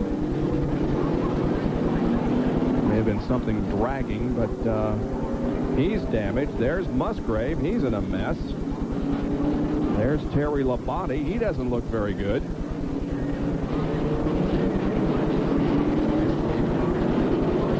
Here's the replay. Here was the 12 car gets just a little bit of a tap from Earnhardt. He goes to the racetrack. I thought he was going to save it, but then he can't save it. He comes back across. Jeff Gordon just gets by Mark Martin. Now all of a sudden, the 16 gets bumped behind, and now Kyle Petty runs in the back of the 5 car. There's the 26 of Brett Bodine involved. Sterling Marlin's got some damage. Michael Walter might have got into Bobby Labonte just a little bit there. And the 75 car made a pit stop, Todd Bodine, so it looks like that possibly he has got some damage. Yeah, he's going behind the wall right now. Here's another angle. And we can see that... Yeah, I said that Earnhardt hit him. I don't know that he hit him, Ned. Well, it looked like Chuck might have been out of shape just a little bit. And Earnhardt might have tapped him and helped him on a round after that. Take a look at the blimp shot. Maybe that'll show us exactly what did happen if he did hit him. Okay, here they go. Earnhardt's about 6 feet behind. Now he moves up a little bit closer. No, he didn't touch him. I don't think so. I don't think he touched him. No, sir. 12 car just got a little bit out of shape, and Chuck Bound was the pole sitter. Here's everybody else. Yeah, you're right, Ned. The 30 car did get some damage. I saw you touch somebody with the right front. Bound was the pole sitter, was the only one eligible for $83,600 in Unocal bonus money. And some great work from the people running the cameras up on the Family Channel blimp. As you can see, the skies are becoming quite overcast and dark. And Jerry Punch, Bill Elliott. And Bill Elliott has walked out of the care center. First of all, Bill, are you okay? I'm fine. You know, just it's a sad deal, you know, for the Budweiser guys. You know, all the guys have worked hard, and you know, I really didn't feel that good about the car going in the race. But as the race went on, I felt pretty good about the old race car. And that right there was just a victim of circumstances. You know, I looked out in the mirror at the start-finish line. Next thing I knew, I looked back. The 8 car was sideways. You know, Morgan was behind me. He tapped me. I hit Darrell, and I was trying to get out of Darrell's way. When I went down, the 8 car come down the racetrack, and I was kind of just sliding enough sideways that I couldn't get traction to get the car on, and I nailed the 8 car. At these speeds, can you do anything with the race car? You can't do anything, and I don't care who you are. You know, it's just like that deal that just happened on the back straightaway. The problem is if you get stopped and the guy behind you can't get stopped, and it's just a chain reaction deal. And I mean, I don't know what you're doing. You're just running so doggone fast, you can't do nothing about it. Bill Elliott will walk away awfully sore from Bristol. Let's check in. John Kernan is standing by with Rick Mast. Jerry, the crew are working on Rick's Ford Thunderbird. They got a lot of heavy damage in the front end of broken oil cooler. You can see where the oil is spilled out all over the race car. And Rick looked like Chuck was going to get out of the way, and then someone in front of you just got sideways, and the whole chain reaction started. I guess 12 and 3 got together, I think. I don't know. We've seen it happening. Was getting out of the gas, and 2 or 3 cars just slammed on the brakes real hard, you know, and I didn't have anywhere to go. If everybody just kind of kept going a little bit, I think we'd been all right. But, you know, we've been drunk ever since we got here, and the race started this morning or today, and, you know, the car was going good. I felt like we had a top 10 car today, and remnants of last year now, you know, we get in trouble. So maybe at North Wilkesboro. Thanks a lot, Rick. Bob?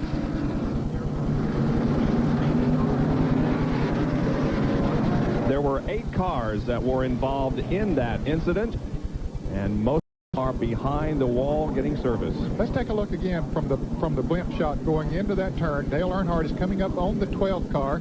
Gets awfully close right there.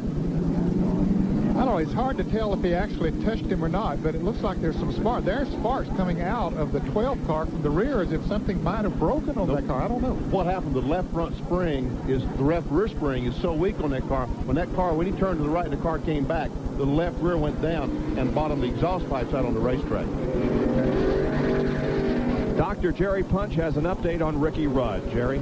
Guys behind me, they've just loaded Ricky Rudd here in the Bristol Life Saving Crew ambulance. He is going to be taken to Regional Medical Center. Now, Ricky was awake and alert inside, neurologically intact. In other words, he has no significant head injury. The only concern is that he strained his neck on that head-on impact with the concrete wall. I've spoken with the physicians inside.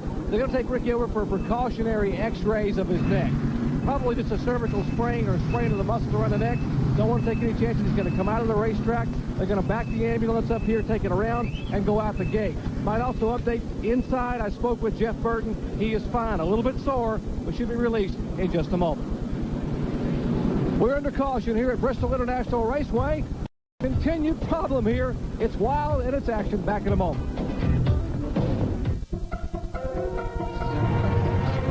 You may never have to find out how much control Yokohama all-season tires really give you.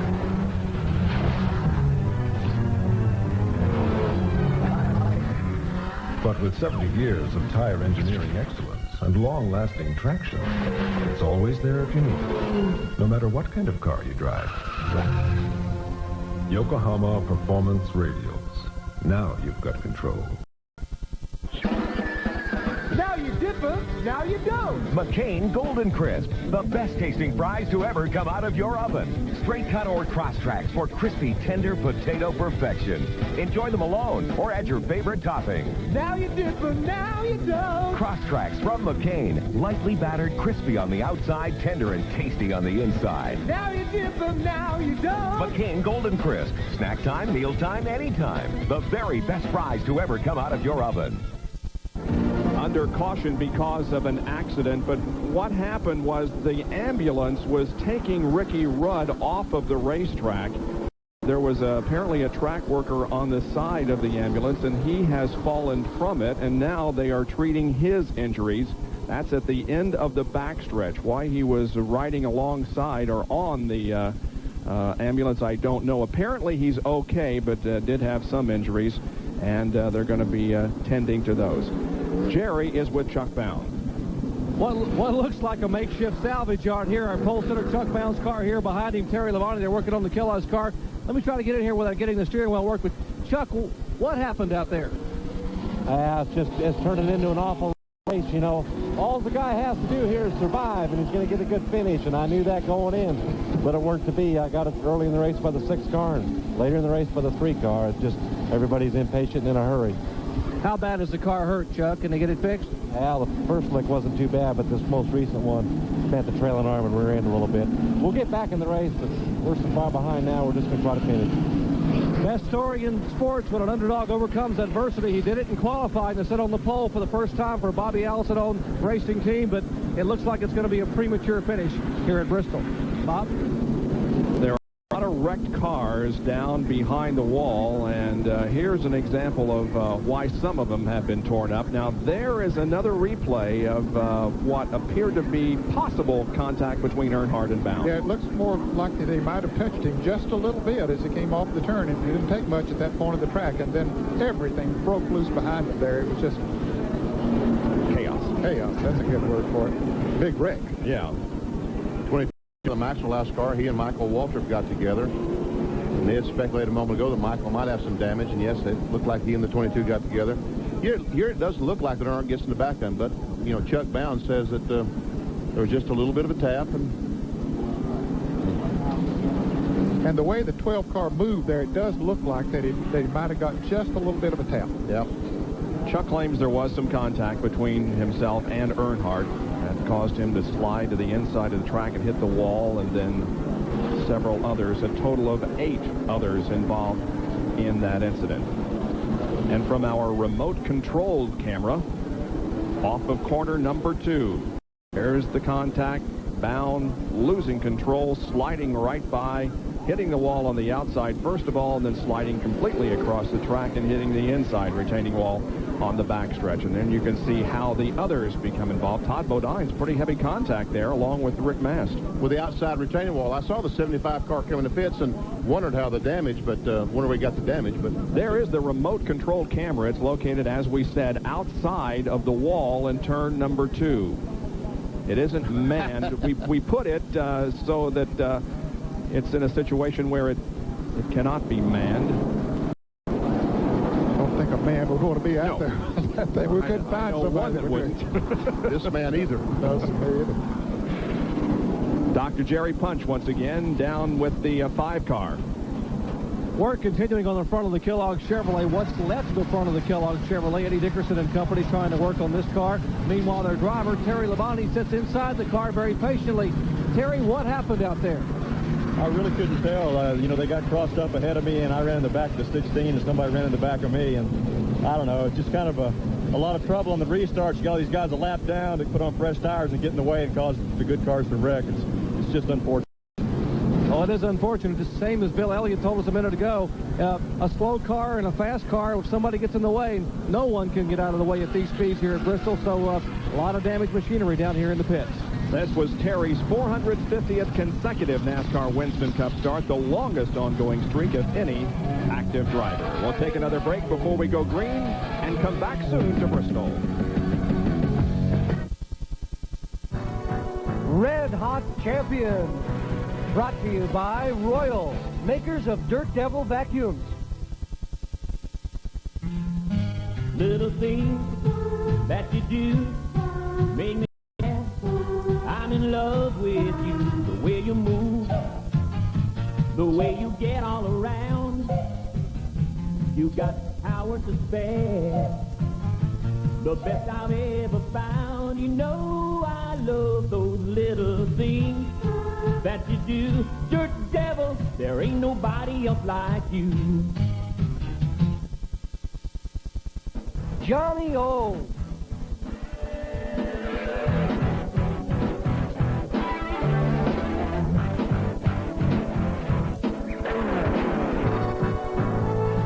Red Hot Champions, brought to you by Royal, makers of Dirt Devil vacuums.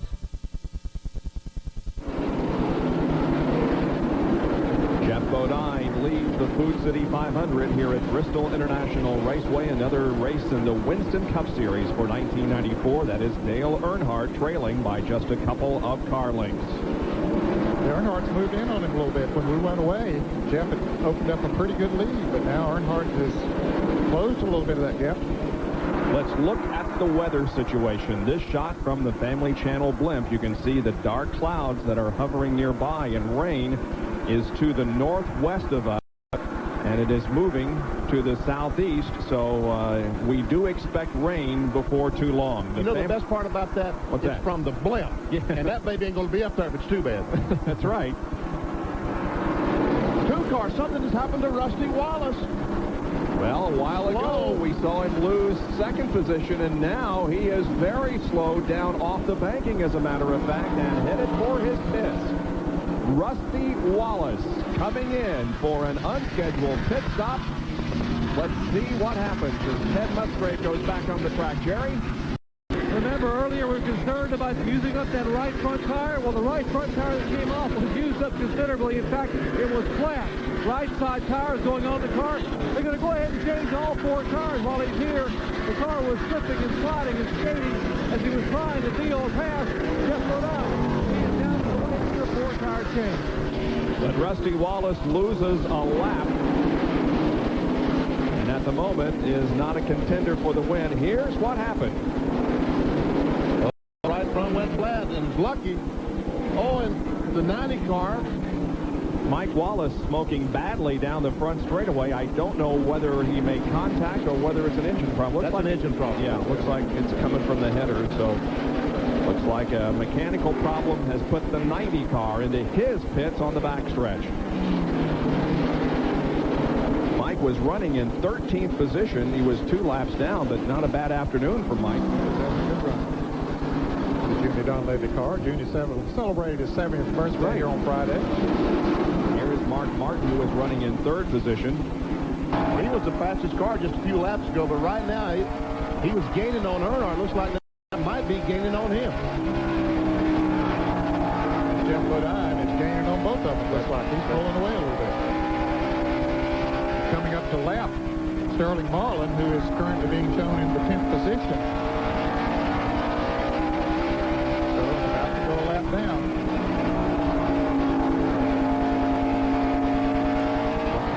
Down to 109 miles an hour. Accelerate down the straightaway. 136. Did I see 136? I think it was 32. I think 8,600 RPM. 133 that time. So speeds from about 106, 132 or 3 miles an hour on the lap. Bill Nemechek in the pits, and the Meineke Bumpers car. Morgan Shepherd in with the Sitco Ford. Mark Martin tied for 3rd, or for 2nd actually, with Dale Earnhardt in points going into this race. Folks, Rusty Wallace went 2 laps down on that pit stop. See what happened in front of him. Ooh, the 41 car came back up on the racetrack right ahead of Rusty. Well, it was trying to come into the pits. He was slowing down to come into the pits, and Rusty misjudged his speed there, I think. Going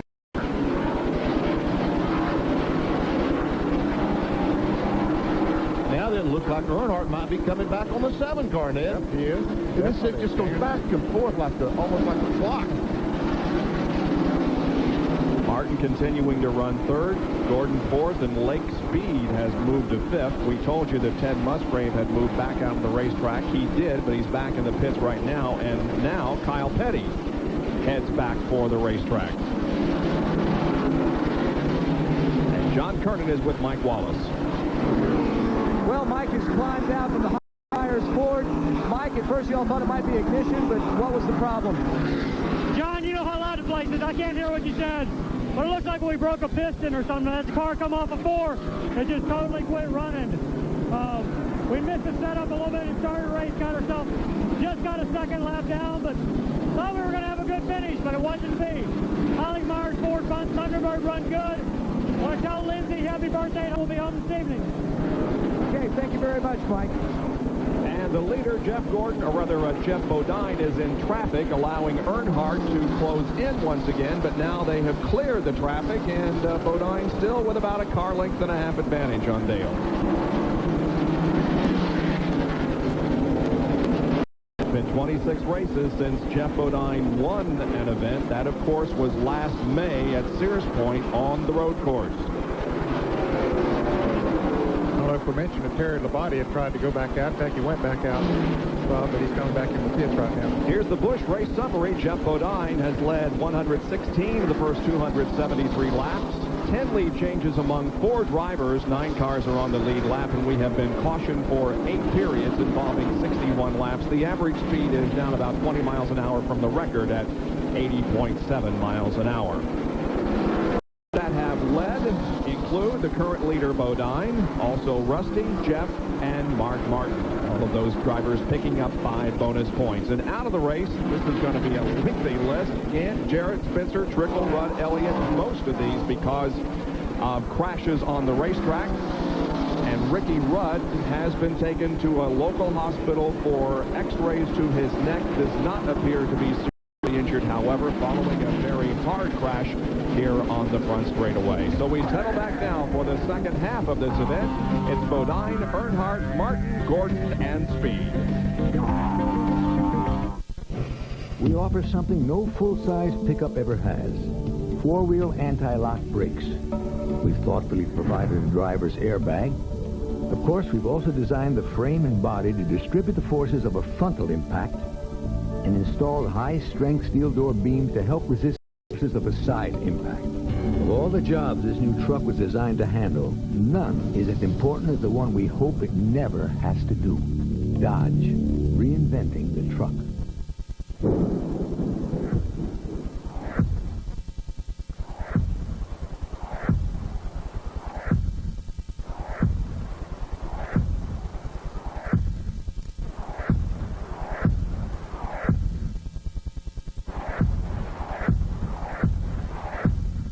Only one wiper blade has the aerodynamic shape that gives you perfect sweeping pressure even at performance speeds. Aerofoil, the leading edge in wiper technology. Over the past 3 seasons, Goodyear has recommended us using a radial tire. In years past, we used a bias ply. This, when we changed the air pressure in a bias ply, it more controlled the size of the tire. Now with the radial tire, the size stays the same, and when we change the air pressure, it controls the car's handling. Rusty would call in and say the car's loose. I would go to the right rear tire and put 1 pound, take 1 pound out. If Rusty would call in and say the car was tight, I would go to the right rear and put 1 pound in. This is the same as all 4 corners of the car. It depends where the driver wants the air taken out, where he feels like the air would help us more. During the race, there are 3 things we use to check the handling of our car. 1 is air pressure, 2 is tire temps, and 3 is tire wear. This allows us to see how well our car is handling and to allow us to make whatever necessary changes we need to make on the next stop. That is, of course, chassis specialist Brad Parrott with an explanation of how tire pressure affects the handling of the car. And another Fram Field summary coming up for you. Watch for your driver. As you will see here in just a second or two, Darrell Waltrip has gone a lap down in 9th position. Yep, he's hung in there for a long time. He sure did. And stayed in that lead lap. But you can see Rusty Wallace 2 laps down, and he's shown in 11th place there now. Now, some of these cars have spent some time behind the wall. Brett Bodine and Steve Grissom. And Mike Wallace out of it now. Morgan Shepherd's still out there running around. But there are a lot of cars that still work being done on, like Todd Bodine. He's still behind the wall. And Ricky Rudd is still hit road there, work being done on the Kellogg's cars. See Jeff Bodine trying to put the Pontiac of Bobby Labonte, the Maxwell's car, a lap down. That's the 8th place car. And down 1 lap he goes. 7 cars now on the lead lap, and Michael Waltrip will be the next to go a lap down. But there is quite a bit of racetrack between Michael and the leader, Jeff Bodine.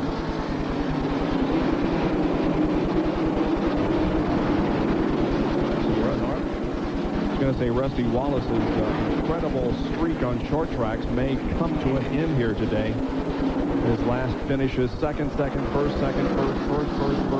second, fourth. Wow, not bad, huh? Not too shabby. But if this race goes to the end, there's still over 200 laps. Oh, yeah. So a lot can happen. Look at Mark Martin slide up into the wall. And you rode along with him. About that, the thing's coming in the pits. Yeah, just took off on him, probably tired. Yep. Mark Martin drops from the 3rd position, comes in for the stop. Jerry Punch is right there. I had just spoken with Steve Mill and asked him about their next stop. He said, well, if our tires are out, we're going to sit around lap 330. Well, that would be 30 laps from now, and obviously the tires will not hold out. Martin skittered up against the wall. They changed right side tires. They were only, well, now they're going to change all 4 tires. Left side lug nuts are coming off. Steve Mill pulls sheet metal away from the right front of the car. Mark Martin driving the car. He won with last August at Bristol Raceway. Left side lug nuts are on. He is down and away. Lost 2 laps. Here it is again as he goes into the turn on the outside of Wally Dallenbach, and it just goes right up to the wall. Boy, he was fortunate not to hit the wall any harder than he did. That's right. I started to hit the wall, but you're right. Very fortunate. And Bobby Labonte almost getting the wall coming off of turn 2 over there. Don't know if he has a flat or what, but here it is from our remote camera once again as it pans with Mark as he scrapes along the wall in the 2nd corner. Bobby Labonte's coming in the pit, so evidently he does have a Well, this is another long green flag run that we've seen here, and It's been a while since they've been in the pits. There were a couple of cautions in between their last pit stops, but this tire's been on there a while, so I guess we're seeing the effects of it.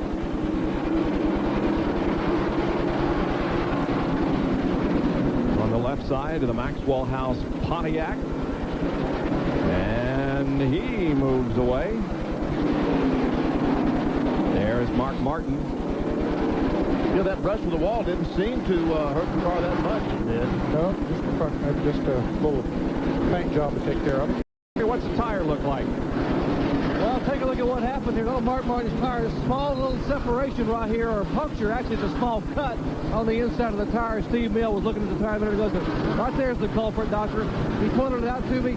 The tire began to go down. Now, let me show you the other side of the tire. What happens when you smack the wall at 130 miles an hour? I'll turn the tire around. A little bit on the hot side. The tire is about 270 degrees. You see the concrete? You hit the white part of the concrete, and then slid over to the red part of the concrete out of turn 2. So we got a nice little concrete stripe on the right front tire. Nice color contrast, too, huh? Something is wrong with Rusty Wallace. Well, or maybe it's just a new tire. Yeah, I think it's the new tires that Mark has on, because Rusty had been passing several himself, but he's been out there a while on those tires. That was for position, however. Both of those drivers are 2 laps down, and Mark went to 9th. And the 5th place car, Michael Waltrip, is in the pits on the backstretch. Michael had moved up to the number 5 position. And we assume this is a scheduled stop for the Pennzoil Pontiac team. I suppose we'll see others coming in, and maybe after they take a look at Rusty Wallace and Mark Martin, the problems that they've had here, and say, maybe we better get on in here before we get into the wall and get some tires. Bobby Labonte had a problem. Here's Michael now getting ready to go back out, having one of his better runs of the year. And remember, Jeff Bodine only changed 2 tires. Well, the last time he stopped, put the left sides on, so the right side's got about 30 more than these other cars. And a driver who is gaining positions through attrition, but let's not take anything away from his performance this afternoon, because Ken Schrader is in 5th position and on the lead lap. In fact, he's the last car on the lead lap. Jeff Bodine is not too far behind him, about third of a straightaway. And here's Jeff Gordon coming into the pits, car number 24. He gives up his 3rd position to come in for a tire change. Jerry Punch, it's all yours. Actually, about 15 laps early for Gordon. They would like to have stayed up to about lap 330. Right side tire's already on. They cleaned the or at least they better clean the windshield. Now they clean the windshield. They got the spray up there.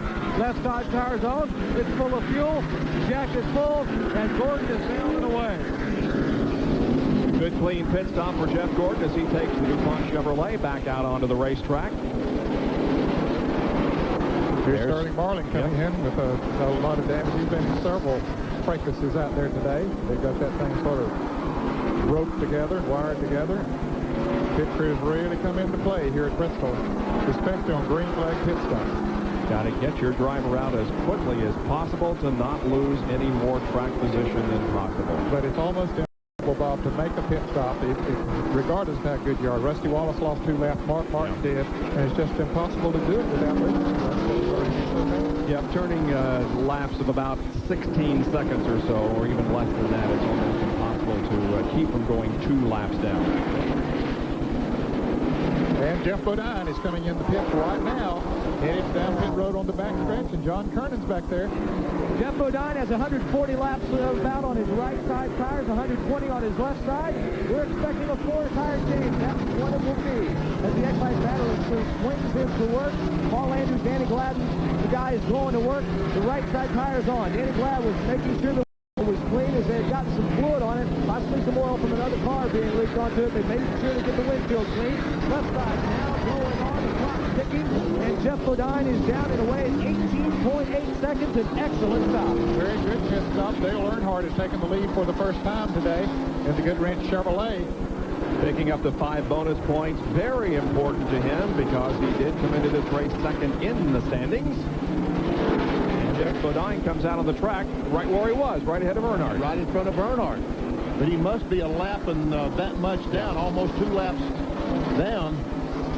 Now, the reason he didn't lose 2 laps, he made an excellent stop for one thing, but another thing, he was in the lead. He was out a little bit ahead of Earnhardt, and so he was able to to get back out. Here's 41. Oh, and trouble. Check gets in the way of Rick Mast. And what a break for Dale Earnhardt as the caution comes out. And he's going to have 2 laps on some and 1 lap on some awfully good cars, including Jeff Bodine and Mark Martin. Got to be some celebration going on down in the Richard Childress pit. Well, also the car number 15 of Lake Speed has not pitted. He's in second place, nor has Kenny Schrader. Right. Those 3 cars are going to be on the same lap and a lap ahead of everybody else. Jerry? Well, they got to be living right down here in the Earnhardt pit. Richard Childress climbed off of his perch here on top of the pit box and gone over to Andy Petrie and said, guys, we can't wait any longer. We wanted to pit around lap 340. We're going to come in next time. And as they came out of turn 3 to tell Dale Earnhardt to make a pit stop, the caution flag came out. So, boy, they are excited about having this yellow flag out because that leaves Dale with only 2 other cars on the lead lap.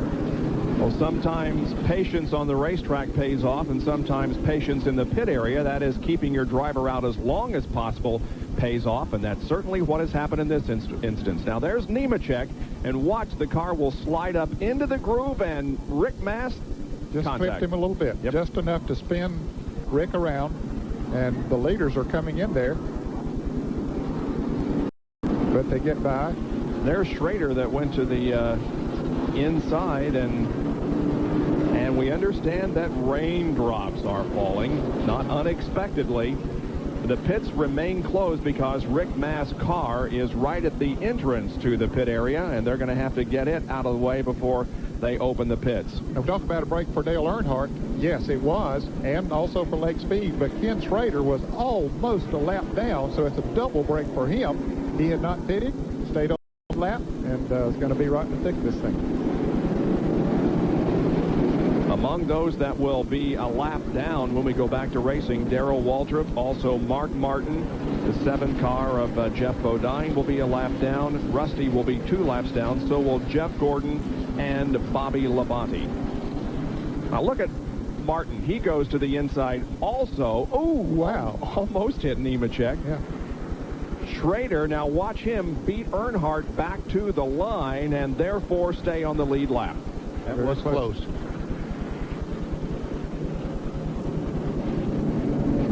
What does Dale Earnhardt do with raindrops falling? And we do see some rain here on our glass in front of us. Does he stay out there, or does he give up the lead?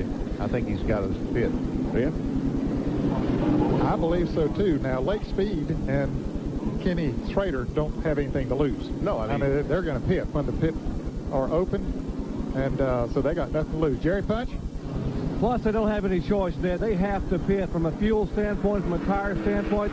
They are getting ready to bring Dale down as soon as the pits come open.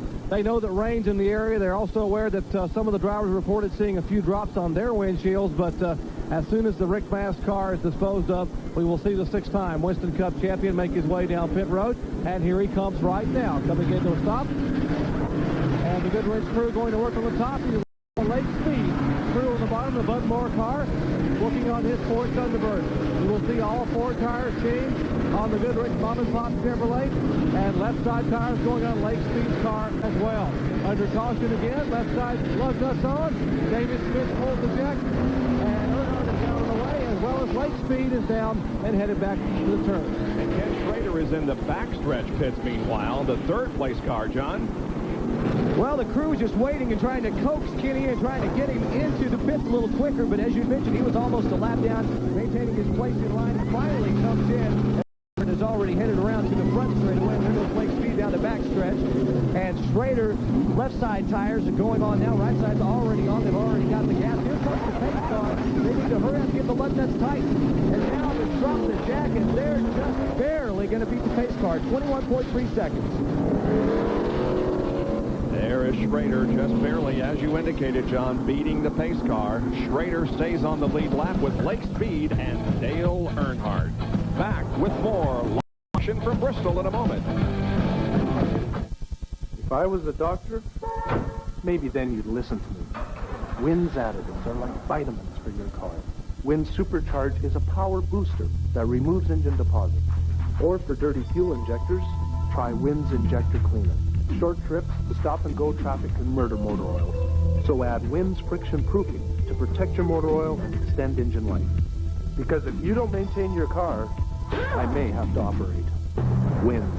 Powerful medicine for your car. April is our National Open House Month. Meet the best. People who'll go the extra mile for you and a company that guarantees it. Contact your local office today. Coldwell Banker. Expect the best. Ask us about a 90-day no-pay mortgage with Canada Trust.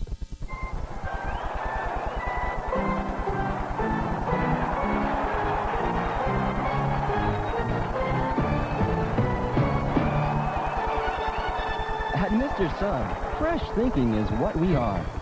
We're back under green at Bristol. We ran 8 laps under that last caution period, and this, of course, is from the Family Channel Blimp. Starting its national tour in September of '92, it delighted thousands of spectators in more than 80 cities. This thing is 132 feet in length, 44 feet in height, 37 feet in width, and weighs 3,000 pounds. The Family Channel Blimp overhead. Now, well, they got Lake's feet hung on the outside, and about 6 cars went by before he could finally get down. And he looks like he's not quite as fast as he was before.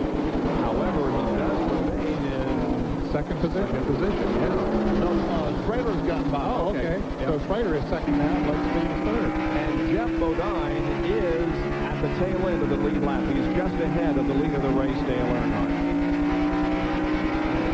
So you have 4 cars on the lead lap. There's your second place car Schrader go by. There's the third place car Lake Speed.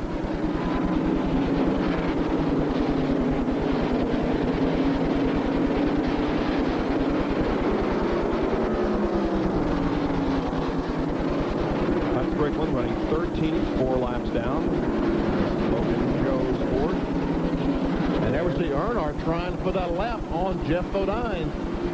Dale Earnhardt's last short track victory was at Martinsville in April.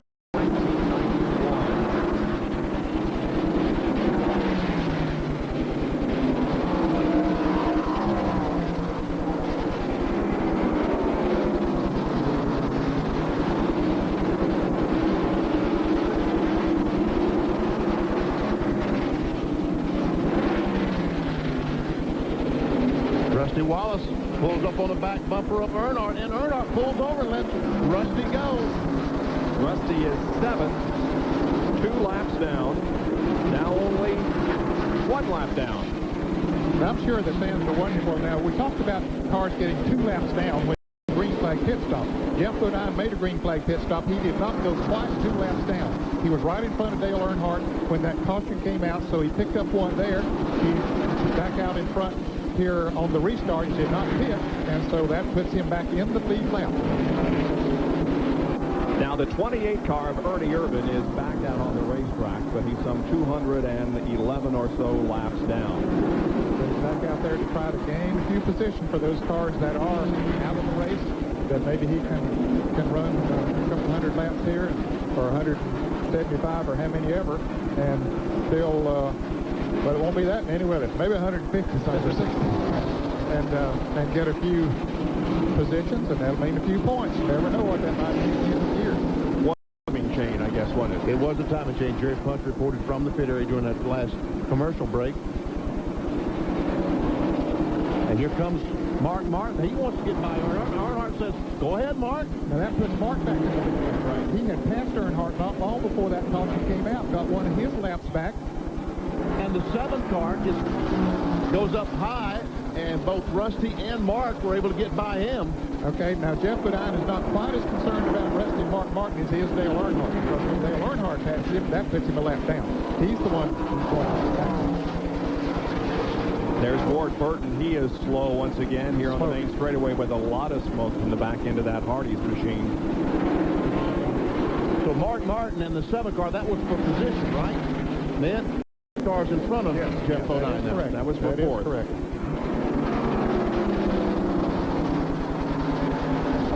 And they're beginning to get out the tarps to cover the tires because the rain begins to pick up a little bit. Now we see about 4 or 5 drops of rain that have fallen on the wind, the glass here in front of us in the broadcast booth. And as you can see in the upper right, there are still 150 coming up on 2 laps to go. And you know what? Ken Schrader is gaining on Earnhardt. although he's about, let's see. He's about a straightaway behind, but I tell you, folks, 2 seconds in. he's gaining. I don't think Earnhardt is maybe going as hard as his car will go right now. He's being a bit careful. He would like to get around Jeff Bodine, but he don't want to take any chances to do that, and especially if the rain has a chance of coming. But Ken Schrader, he is driving his heart out. Take him out this time by. It's 1:16 seconds, so he is picking up a little bit. Gained 4/10 that time. Now Earnhardt is still behind Bodine. And you know what Richard Childress is telling him, look, you've got to get by Bodine because Schrader is coming. Meanwhile, right in front of those guys, Martin was able to get by Rusty Wallace. Well, Earnhardt almost had a chance right there. Jeff slipped a little bit coming off the turn, but couldn't Earnhardt take advantage of it. Now he's got him. I think he's got him now. Yeah, he's going to lead when he's going into that turn. Into one, he put him a lap down.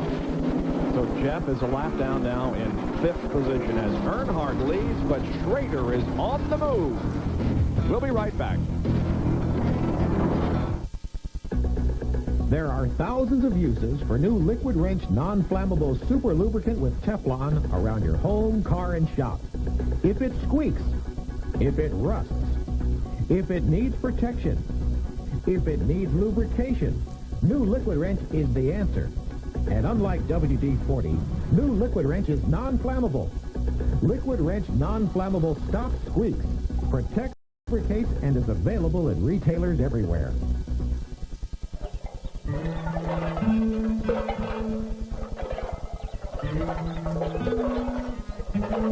Announcing the You Need a Car event from Hyundai. For a limited time, get the popular 94 XL with a ton of standard features for only $79.88.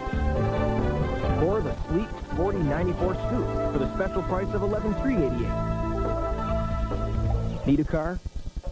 Walk into Hyundai's You Need a Car event and drive out.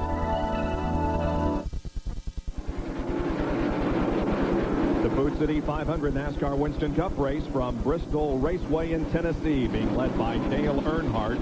This is his career start here at Bristol. He has 7 wins, 21 top 10 finishes in his 29 previous starts, looking for win number 8. And once he moved around Jeff Bodine, he's been able to move away from Ken Schrader a little bit each lap. A 2.5 interval now between first and second, 3.5 first to third. Jeff Bodine is 17.3 seconds behind, almost a full lap.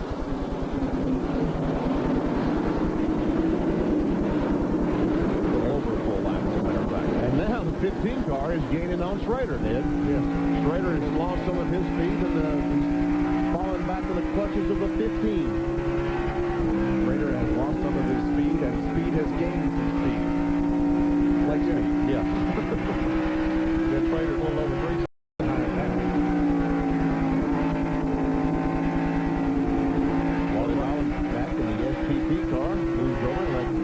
Speed, a faster car go by. Lake's best finish of 94 was at Darlington. He finished 5th.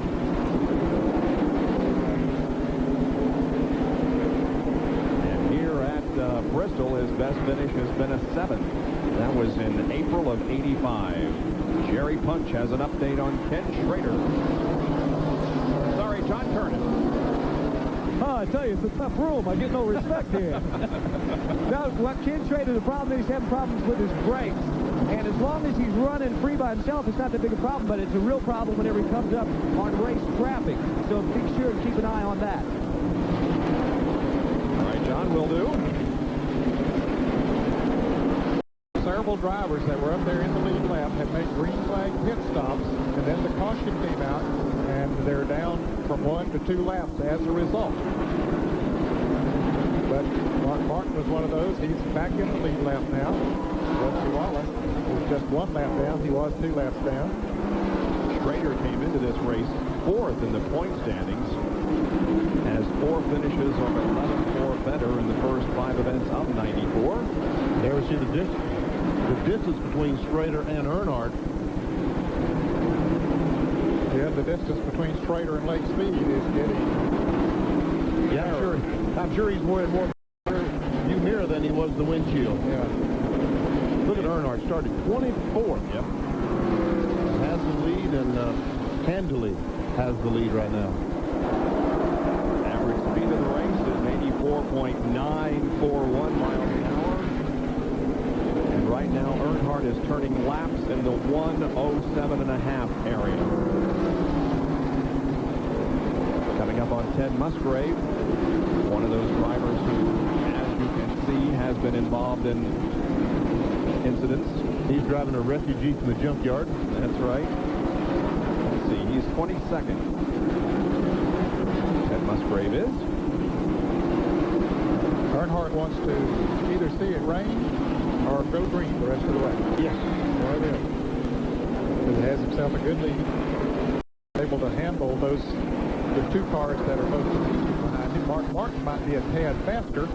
Rusty Wallace goes high coming off of turn 4 and slows, but very slow coming down the front straightaway here. And that right front tire might be flat on that Miller Genuine Draft Ford again. He's way up high on the track, looking for the opportunity to get to the inside, and he will do it right now.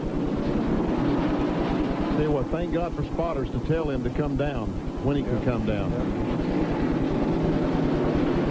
Here comes Rusty, in for another stop. And Lake Speed is also coming up on Ken Schrader for second spot. We'll watch this battle and also keep an eye on Rusty's pit stop. There's Lake Speed's story. Started 13th. Has been as high as second. Currently is in third position, and he has been as low as 14th. Rusty's work is completed. He only has two tires, Bob. Because it hasn't been that long since he put on, it's been a little while since he put on left side tires, but he figured rather than maybe he could get by with only losing one more lap instead of changing to two and losing that extra lap. You know, folks, I really like to see that because when Ken Schrader went by the 24 car, you just wondered, is Jeff Gordon going to help his teammate out and maybe hold up the 15 car? Gordon moved right over and the 15 went by. I really like to see that. So it's Earnhardt leading. Schrader is second, Lake Speed third, and Mark Martin is fourth at the Food City 500. We'll be right back.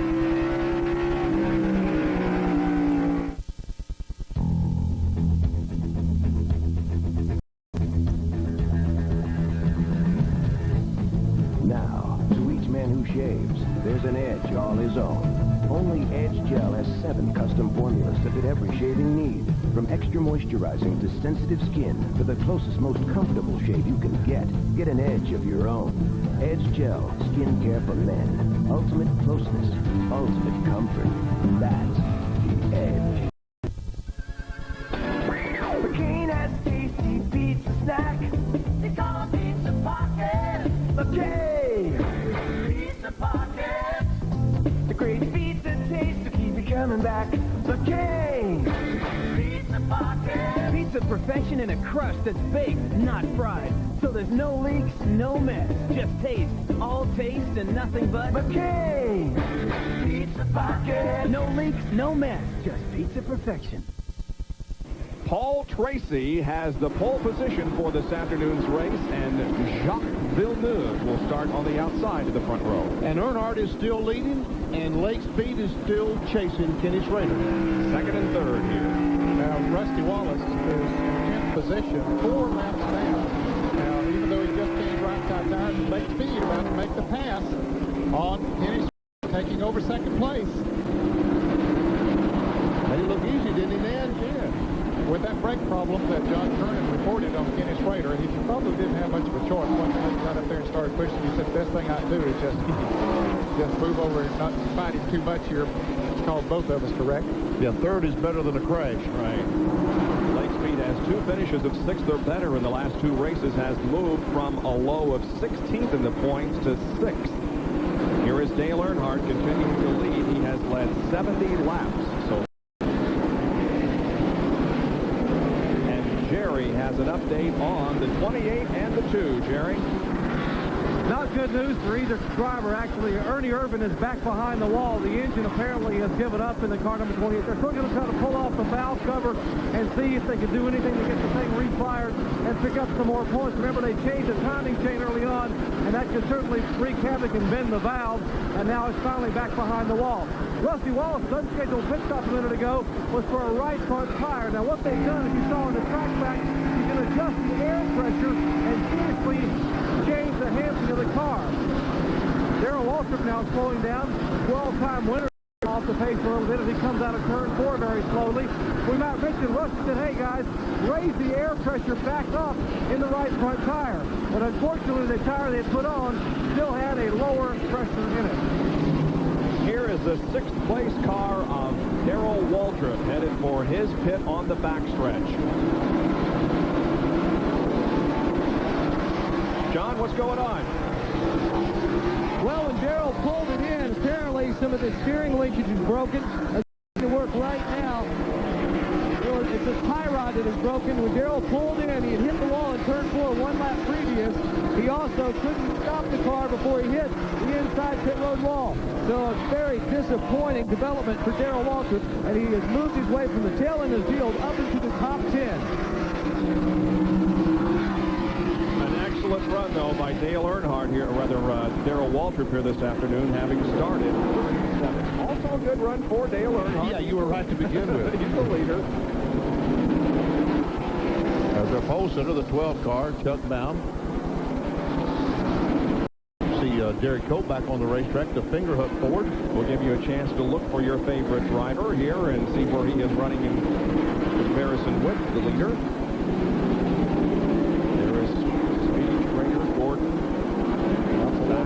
Waltrip, Martin, Dick, Morgan Shepherd. A lot of banged up cars out there, right there. We'll do it again so that you can look for your favorite driver once again. Derek Cope right behind him. Derek spent a lot of time behind the wall. Marcus, Grissom, Bodine, Marlin, Speed, Schrader, Strickland, Jeff Gordon, Ted Musgrave, Terry Labonte. Joe Nemechek go by. And back Earnhardt, our leader, once again. Just a little more than 100 laps to go now. 102 as a matter of fact.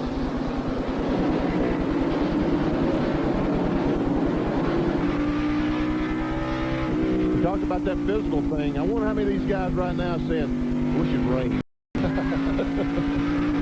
Next got to be getting a little tired. Ooh, 41, Nemechek has hit the wall up in turn 3 and 4. He comes down off of the wall. He just went up there and ricocheted off the wall with the right front tire, it looked like. And he was right at the entrance to pit road when he came down, so he just brained her into the pits. That thing looks like it's been in a war. It has. He's running 12, 6 laps down. Here is a look at it once again as he got up a little high in the corner in turn 4. And there he is, scraped along it. Yep, fortunately there were no other cars close to him, so he just drove her right down off the banking, right down into the pits. Worked out pretty neat. Oh, they're holding him. Official holding him. I guess he's going too fast on pit road. Well, he couldn't get the thing slowed down. That's right. Coming so fast. Came right down off the wall, down the banking, and he couldn't get slowed down adequately enough. So it's Earnhardt, Speed, Schrader, Martin, and Jeff Bodine. The top 5 after 402 of 500. Me and my nephew had this rivalry about our trucks. He was trying to pull out a car that had been buried in the snowbank. I said, well, when you guys stop fooling around, I'll yank you out with my Chevy. I backed down in there and him in and Plymouth out at the same time. I was ice fishing when my Chevy fell through the ice. We hauled it out, full of water, frozen solid. I changed the plugs, the fluids. It started right up. That was 100,000 miles ago. Chevy, the most dependable, longest-lasting trucks on the road.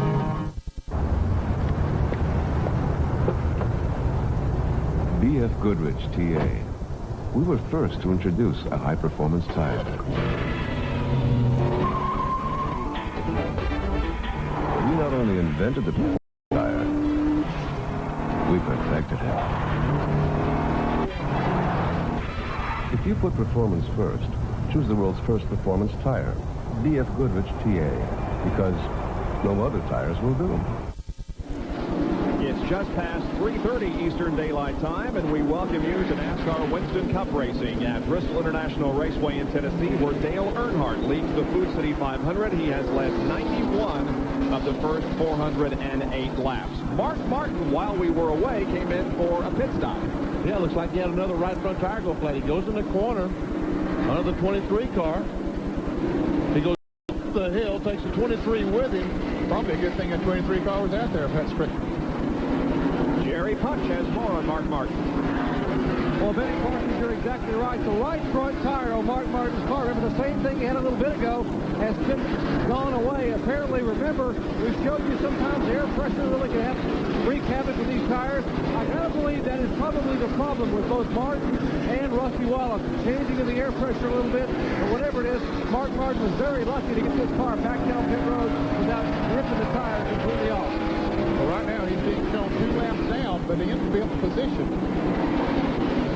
He was in the lead lap, about 2/3 of a lap behind Dale Earnhardt before he had that trouble. We see Dale Earnhardt, our leader. He just Bobby Labonte. The match allows Pontiac put him another lap down. Now Labonte is 3 laps down. 7th place.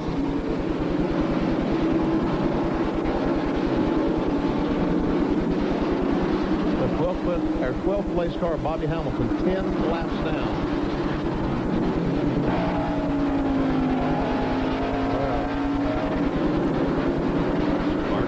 Coming through the traffic again with those fresh tires on. Right by Lake Speed as we're looking from inside Lake Speed's car at Martin.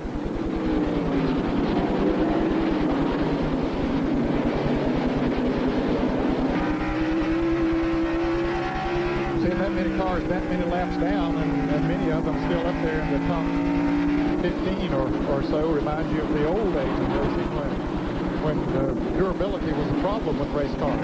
Today, it's not necessarily durability. Well, I guess it is in one sense, but in a bigger sense, it's because of practice. While we're talking about the past, we can mention that both of you guys have won here on this racetrack, but Ned, it wasn't shaped like this when you won, right? No, it's a little bit different. The banking was not as high. I think it was about 40 degrees. But it's still a tough racetrack to run. Very fast for a half-mile track, but not nearly as fast as it is now. Many of you were probably, what, 100 pounds lighter? About that, yes. As a matter of fact, I had dinner Friday night with my co-driver, John A. Etzman. That was the interval board. Earnhardt has over a 9-second lead on Lake Speed. And Kenny Schrader still just about a half a second behind Speed. And Jeff Bodine, the Exide car, is almost a lap down. That equates on the racetrack about 6/10 of a lap that Earnhardt was ahead of the second place car at Speed.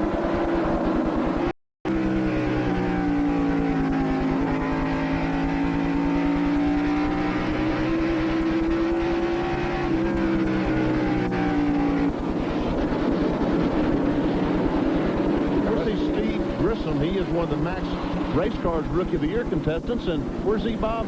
16th. He's the highest among rookies right now. The rookies this year with the most heralded rookie crop: Steve Grissom, Jeff Burton, Ward Burton, Joe Nemechek, John Andretti, who unfortunately did not make this race despite the fact that he had some sponsorship from the Grand Piano and Furniture Company. As you can see, John Andretti fourth in the rookie points, being led by Jeff Burton, then Steve, Nemechek, and Loy Allen, who also failed to make today's race. Burton, of course, is out of competition. Ward Burton is 6th in the rookie point standings, followed by Mike Wallace, who's out of the race, Jeremy Mayfield, who didn't make it, and Curtis Markin and Billy Standridge didn't come to try to make the race. And Rusty Wallace was back in the pits again, wasn't he? Yes, he was. He had made a 4-tire change while we were looking at that rookie situation. So Rusty has dropped, well, he's still up there, what, 9th place now. Still in top 10. 6 laps down. But this 29 car is owned by Gary and Carolyn Bechtel out of San Steve and Dale. The 7th place car, Bobby Labonte, the Maxwell House Pontiac, is in the pits for changing tires. He's 3 laps down before he came in. He just gets right side tires, goes back out. There you can see how the race speed compares with the qualifying speed. Earnhardt making laps of 112 while the pole sitter qualified at 124.9. Jerry? On the 23 cars. Oh, we got a crash over in turn 3. Looks like Martin is involved some way or another. Yeah. A lot of damage. And the 24 cars falling down the back. There must be oil or something down right away, and Jeff Bodine is trying to beat Earnhardt back around to get a lap back. Not going to do it. No.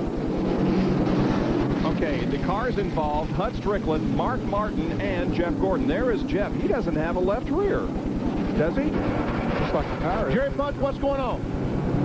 Just about a half a lap ago, Benny, someone radioed and said the 23 car is leaking fluid. And Hunt was going to try to make his way back to pit road, but he didn't quite get back here. So now we've got a caution flag, and Mark Martin is bringing what's left of the Valvoline Ford back behind the wall. Steve Beal and the crew now walking around looking at the car. Mark takes the window net down and will unhook and climb out.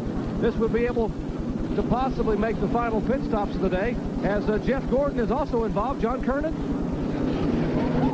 Well, Jeff Gordon's car is still just sitting at the end of pit road down on into turn 3.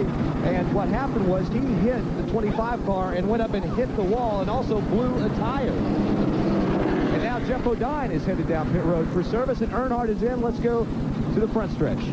Right side tires already on. Left side tires going.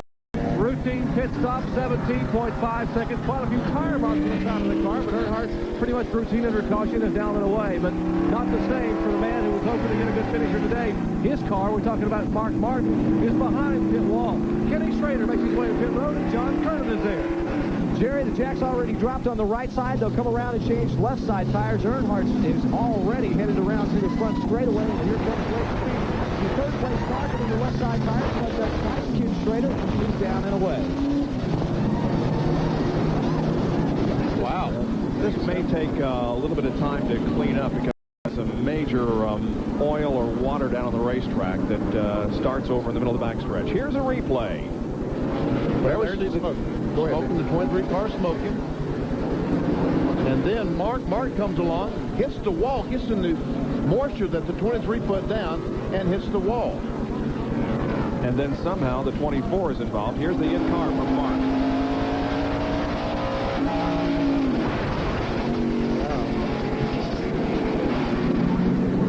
Wow. Right. There is the Valvoline who is behind the wall. Jerry? Well, Mark Martin is looking at the right front tire. Mark, what happened out there? I don't know for sure. I can't say. You've had a couple of right front tires come apart. Has there been a problem with just the car just going away on you? The car wasn't going away. We had the car to beat today, I think, but can't win like that. How badly is the car hurt, Mark? What? How bad is the car hurt? Can you get it fixed? It's terrible. Obviously a very frustrating Mark Martin. Take a look at what's left of the Valvoline Ford. Mark is really looking at the right front tire, but the crew now surveying the entire race car. Take a look at the left rear. They're looking at the rear end where the car hit to see if possibly the housing may be bent, possibly the trailing arms beneath the car. Looking underneath the car now, you can see crew members climbing under it to look at the trailing arms, basically the struts that help support the rear end housing. The Valvoline Ford, you heard Mark Martin say, was running so well he hoped to be able to win here, but it has gone away here with this latest caution flag. Bob? It has not been a good weekend for Mark Martin. He lost the race yesterday when he pulled into the pits too soon while leading. He's out of today's race also. Winning 2 World Series, that's what baseball's all about. Playing hard and giving fans something to cheer about. Now, Blue Jay fans can cheer about this. Introducing Sports Tracks from Motorola. It lets you follow the Jays wherever you go. Perfect when you can't catch the game. Hey, even the biggest fan can't go through them all. With Sports Tracks, the game comes to you, from the stadium to the palm of your hand. Doesn't matter if the Jays are home or away. If we score, you'll know. You'll see the innings, out, team at bat, even man on base. Sports Tracks, can you imagine a real fan without one? Hey, Blue Jay fans, for your Motorola Sports Tracks today by calling 1-800-317-JAYS. You get 3 seasons of baseball for $149. That's every game till the end of '96. Sports Tracks is officially licensed by Major League Baseball. Don't even think about it, Bird. Just a little more than a lap. has been run under green. We were cautioned for 6 laps because of the incidents on the backstretch. Dale Earnhardt is the leader of the race. Rusty Wallace has positioned himself between Earnhardt, the leader, and second place Lake Speed, and Rusty is in 7th position. Now let's take you back a few laps ago and watch this situation and how it developed among 3 drivers. First of all, we see the 23 car smoking. And then Mark Martin comes along, hits the wall, and watches Jeff Gordon comes in there. Watch Jeff Gordon. Wow. Man, oh man, did he hit the wall. There must have been some oil there or something, I guess, that came out of the 23 car. They just hit that and shot him straight into the wall. It would have taken much for that car to turn over as hard as it did. And the 23 car is still on the racetrack. So I don't know if they repaired it or maybe it wasn't. I don't know what the problem is. Really blowing into that for sure. Wallace trying to get one of his, 6 laps back? Yep. He's now only 5 laps down. And now Lake Speed is looking at a car length with Dale Earnhardt. That's right. That allowed an Earnhardt's car bottoming out down in the first corner. If this camera will stay on there, I saw some sparks from underneath the 3 car when he went down in the corner.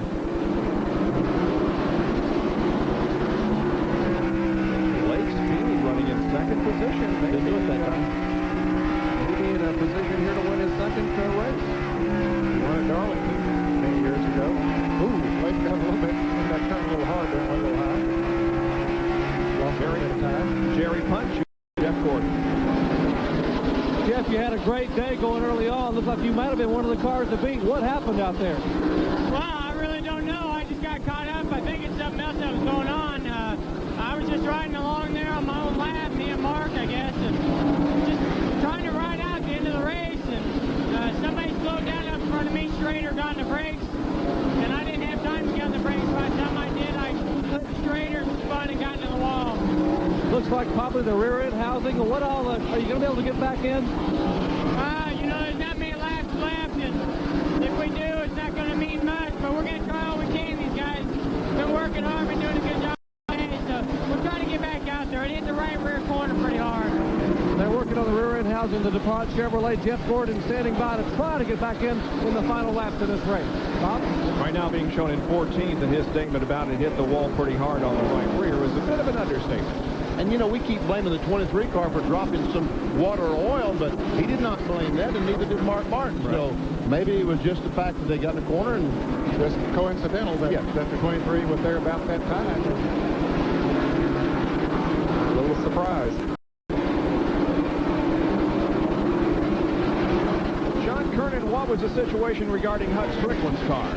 You're not going to believe this, Bob. I don't think I've seen this happen. Look at this. This is the shock off the right rear. Normally, this goes up inside the cylinder, but it just pulled out while he was out on the racetrack. Just pulled right out. That's a lot of shock travel, isn't it, Benny? It's a lot of shock travel, and there is fluid inside that shock absorber. So it could be when that shock came apart, that dropped some fluid on the racetrack, and that's what Mark Martin and Jeff Gordon got into. Absolutely shocking developments here at Bristol. And Earnhardt has gotten back by Rusty Wallace, and Rusty really didn't fight in that hard because he's several laps down, and he doesn't want to ruin Earnhardt's chance of winning the race. Plus the fact that he wants to keep that right front tire on that Miller Ford. That when he was running that hard, he's had several problems with it today, and so he's figured the best thing he can do is just ride it out because he's riding along there in 7th position there right now. Another Autolite Field summary running down the way they're running. Okay, we got us a race going right here because Jeff Bodine is going to get alongside the 15 car. I think he's faster, and when he opens the door, Schrader is going to try to get 12. Bodine is the lap down in 4th place. And Lake Speed in 2nd. Schrader moving in position there now, Benny. Do just what you said. Let's see. Here You're right. You were right on, Benny. Schrader takes 2nd spot.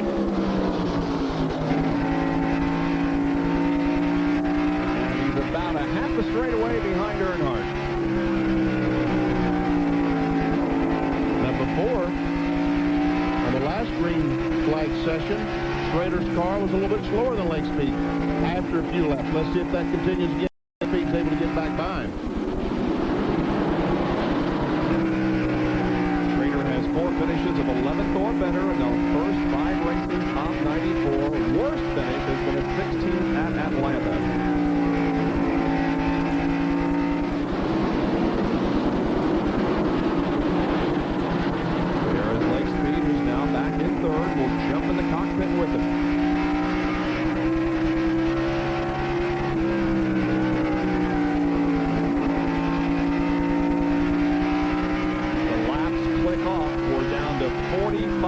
go here at Bristol in the Food City 500. There are the top and the top 10. If I was a doctor, maybe then you'd listen to me. Wynn's additives are like vitamins for your car. Winn Supercharge is a power booster that removes engine deposits.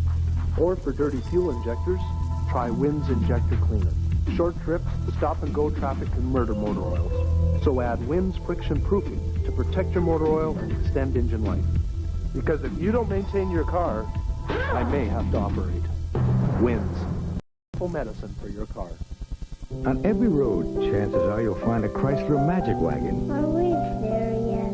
Maybe it's because we introduced the world's first minivan. Are we there yet? Or that we were the first to offer child safety seats and standard door airbags. The dog has got to go. Are we there yet? All we know for sure is we created Canada's most popular minivan. Okay, everybody. By continuously asking one question. Are we there yet? Perfect.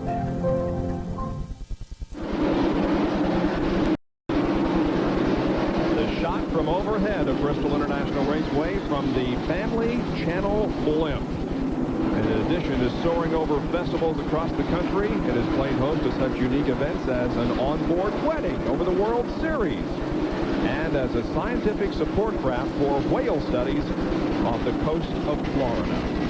Tell you what, you don't get many bridesmaids and groomsmen and all that inside that thing, do you? I would guess they'd have few attendants. Yes, very few attendants. And few that came along as spectators. Preacher, a bride, a groom, and a witness, and that's about it. That's all you need to make it beautiful. That's true. Might be cheaper to hire that thing than it would be to have all that people in there. We're on the top of the Citgo Ford with Morgan Shepherd there for a moment. Now we focus in on the leader of the race, Dale Earnhardt.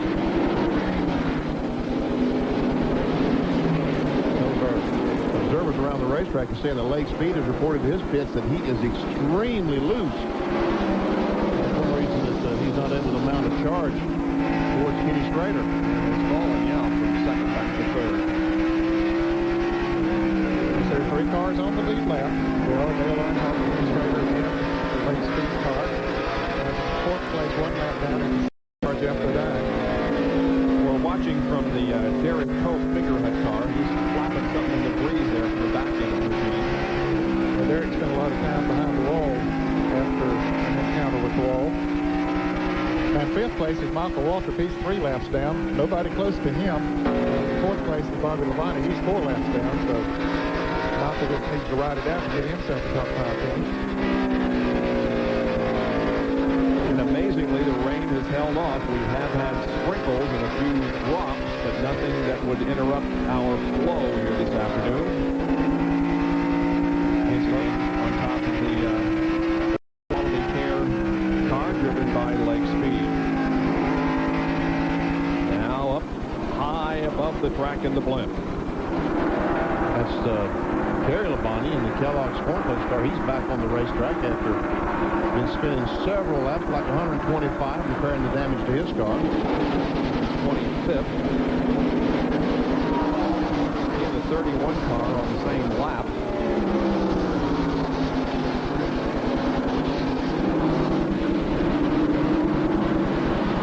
Labonte's car is running pretty well. Yeah, for all the damage it has. Dave Marcus, how about this, is running in 10th position, although he is 12 laps down. Boy, it's good to see that, isn't it? Yeah, it really is. And the next car behind him is 5 laps behind him, so, you know, if he can ride it out, he can stay at the top 10. It was Dover in September of 1991.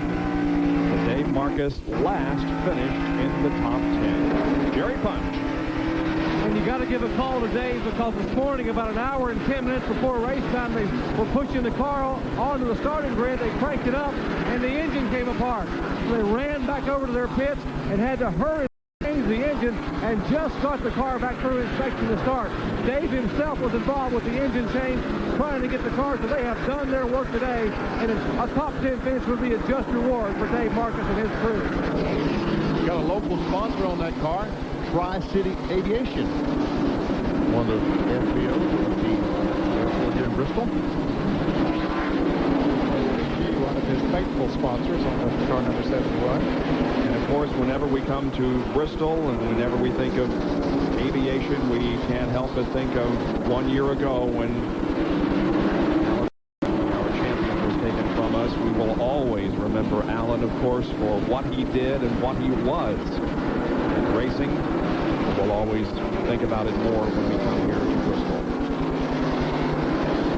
Dave Marcus started 29th, has been as high as 10th. That's where he is currently running. Was as low as 35th. Nice steady ride for the veteran from Wisconsin. Hey, Jeff Gordon's back on the racetrack trying to make some more laps. Trying is a proper word. Well, if he can run one more lap, he'll pass Mark Martin. Which is exactly what I think he's doing. Yeah, I think that's what he's trying to do, is just get another lap to do. That's 3 points. That's what it amounts to. And although he is in the pits, he crosses the line and therefore does complete the lap. He will now take it behind the wall. Dale Earnhardt leads with just 23 circuits remaining in the Food City 500.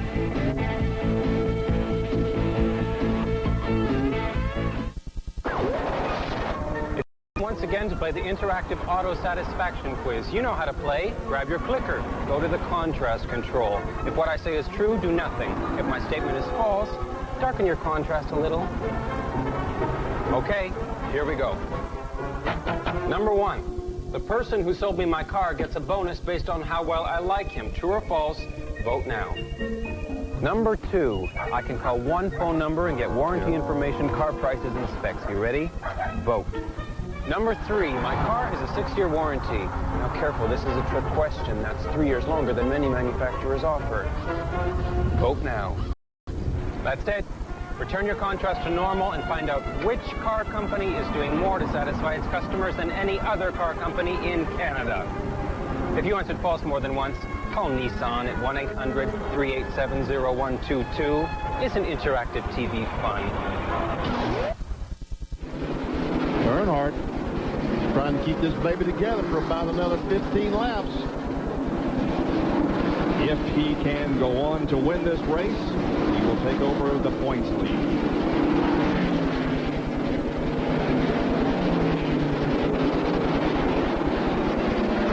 And he has 13 more circuits to go.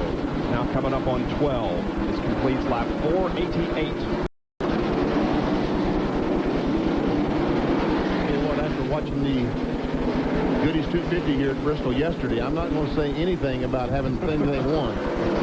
That was, without question, the most bizarre finish of a race that I've ever seen. We alluded to it earlier when Mark Martin dropped out of the race, but for those of you who don't know what we're talking about, Mark Martin was leading the race. It was going to end under caution. The white flag came out. The car, all they had to do for Mark Martin to win was just complete one more lap and cross the line, but he pulled off of the racetrack and headed toward victory lane a lap too soon. Thinking that the race was over. Yeah. It's been since August of 1988 that Dale Earnhardt has registered a victory here at Bristol. Wow. As well as he runs here. Yep. But this will be his 8th victory at this track and his 5th in this particular event. Dave Marcus is off the pace.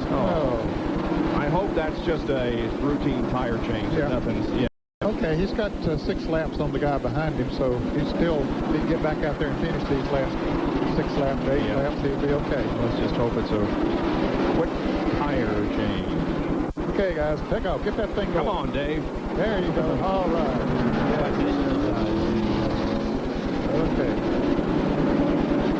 And you know, the physical thing hasn't played today, but I think maybe all the caution flag laps we've had has played in the hands of the drivers, so that it really hasn't been as strict physical as it normally is here at Bristol. Getting a chance to rest those neck muscles a little bit. There's Richard Childress, who will wait for 5 more laps before, hopefully, greeting his driver in victory lane. He passes Darrell Waltrip, puts another lap on him. Darrell is going to finish in 15th position after starting 37. Spent some time behind the wall with that problem we had that John Kernan reported on. There you can see that the average speed is going to be well off of the race record of more than 100 miles an hour, almost 101. Dale Earnhardt is headed for his 61st career win. Like I said, Bob, don't count your chickens before they hatch. After that deal yesterday. 3 to go. And again, we'll lock down our camera here in turn 1 and show you the field as it comes down the front stretch. It is indeed what I think we could explain as a tattered field that is coming down through here. Lots of damaged cars, but still hanging in there. And now Dale looks for the white flag next time around. Tattered or battered? But that's the same thing. Take your pick.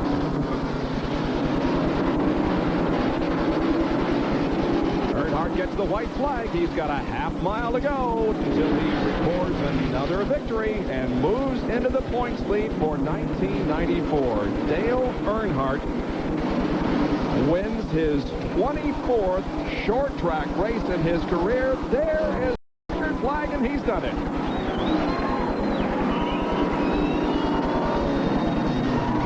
And the pit crew and lots of fans gathered below us here on the main straightaway love it. Andy Petrie and Richard Chiller said, look, I knew it was going to work. I knew it was going to work. John Kernan. Well, I tell you, you think the season was over, and these guys just won the Winston Cup Championship. Andy, what a great job today. Yeah, I miss that, didn't it? I'll tell you what, I can't say nothing about the race Dale ran. A lot of cars had trouble, and he ran a real smart race. Our car handled pretty good. It's the first time we've run this car. The time Dale's run it. Neil ran this car at Atlanta for us, the last race of the season last year. It was brand new then. It's the first time we've got to run it. So, this is for Neil Bonnet, too. Well, let me ask you a question about today. The last 2 weeks, Darlington and here, we've seen some of the teams go too low on the air pressure, have a problem with their right front tires. You guys haven't had that problem. Have you found something, a secret? No, I don't think so. I just think it's the way the cars are handling. We're running about the same air pressure. Some of these cars had problems, so I don't really know what the problem was there. I was sitting on pins and needles the last part of the race for that reason, but, it worked out for us. All right, head on country lane, and that's where Dr. Jerry Ponce is standing by. And a big smile from Dale Earnhardt as he climbs out of the Goodwrench Chevrolet. Dale, congratulations on win number 8 here at Bristol. Car worked good, didn't it? Got to hand it to Andy and the GM Goodwrench crew. They just done a good job and didn't qualify that well. I was really disappointed in a qualifying run, but had a good day, stayed out of trouble, dodged a few wrecks. Good day for us. We saw a lot of problems with right front tires. I just asked Andy a minute ago on pit road, what's the secret? You guys didn't have any trouble, big kiss. Didn't have any trouble at Darlington and didn't have any trouble today. Well, we got the car set up right, I reckon. And then the guys work on the car quite a bit. We changed A-frame this morning to help the Crander and the caster, and everything worked good for us. You must have changed breakfast cereal or something. Everyone was exhausted at Darlington. You came out fresh as a daisy. We talked about exhaustion today. You're smiling. You don't even seem to be breathing hard. Another couple hundred miles wouldn't hurt. Oh, man. What about there was a lot of concern about the physical aspects of today's race, particularly the neck.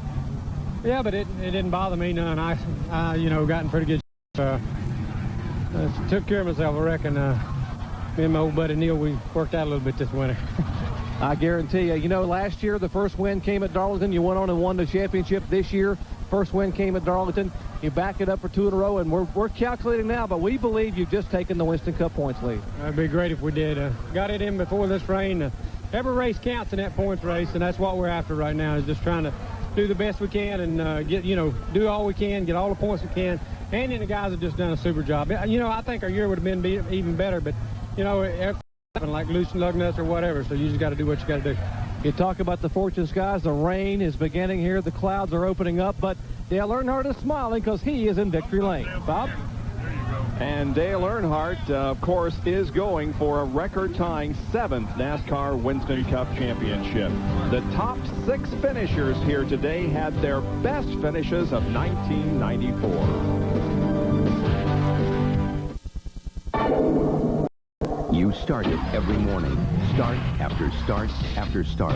When most of your oil is still down in the pad, you start metal-to-metal contact. You start engine wear.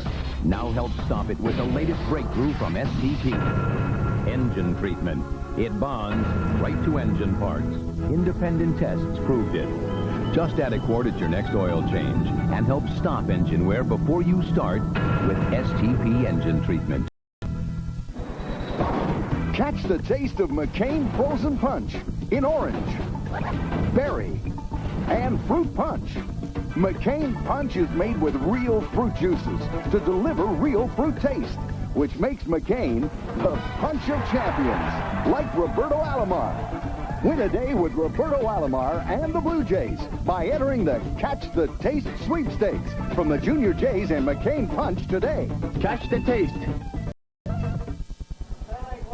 Dale Earnhardt's GM Goodwrench Chevrolet drives to victory here today, and as you can see in the battle for the manufacturer's title, the wins are now even between Ford and Chevrolet, although Ford has 6 pole positions for the 1994 season. John Kernan is standing by with Lake Speed. Well, Lake seems like old times. Deja vu. A couple weeks ago in Darlington, we were talking. How you feeling after this race? A little worn out after Darlington. What about this one? Well, I really wasn't worn out at Darlington. Today, I'm a little tired there because, we've been all day long, and we made just a calculated guess there at the end to try to do something. We didn't feel like we could beat Dale on a quick start. We've just been slow on the restart. And so we made a change to the car, hoping that'd fix that and we'd still be able to run fast in the long run, too. And it didn't. It just killed us on both of them. We couldn't run short or long then. But at least the Ford Car Leclerc car was going for the win anyway. And it really feels good to be doing that. I had to just drive my heart out there at the end just to keep it out of the fence and trying to catch Kenny, and just couldn't do it. Okay, Lake, congratulations on a third-place finish. Fine job today. Great pit work. Now let's go over to Dr. Jerry Punch. Thanks, John. From 27th to 4th, what a great run for Jeff Bodine. And Jeff, it seemed to me that the Hoosier tires got better with the long runs. Yeah, need to take care of something. Hi, Kathy. I love you, Matt and Barry back home. Yeah, they did. Our tires, the Hoosiers, got better the longer we ran. We even changed 2 tires and actually ran better than when we changed 4. But, we proved a lot here today, Jerry. We proved, one, Bob Newton Hoosier tires are for real. We've been taking it on the chin all year. This proves that we've got something here, and give us a few more weeks, we're going to be even better yet. Proves we have a good team. We've come back from, 2 or 3 or 4 months of just terrible luck. Just terrible things happen to us, and we have a good run like today. We have real good luck, lost a lap on a pit stop. Proved I'm not too old. Going to be 45 here in a few days. This is probably the toughest race in the whole circuit. I feel great, so I guess I can go for a few more years. Prove this team is good, though. Proved we have a good combination with our sponsors, Exide, Hoosier, and Ford. It doesn't get any better than this. And on a sentimental note, we might mention the car he was driving today was the last car Alan Kowicki drove, and it would have been something for you to be able to take that one to victory lane. Well, that's true. Didn't realize it when I was out there, but they had a car, a leftover car from Alan, and he drove it. I think it was the last car he drove, and it would have been really special to win here, especially here at Bristol. But we did the best we can, and almost feel like I won. A big smile from Jeff Bodine, who finishes 4th today. Bob? And it was Jeff's best finish as an owner-driver. Well, we've got a lot more to tell you about. We'll be here, by the way, until 4:30 when Shop Talk comes along, so stay with us.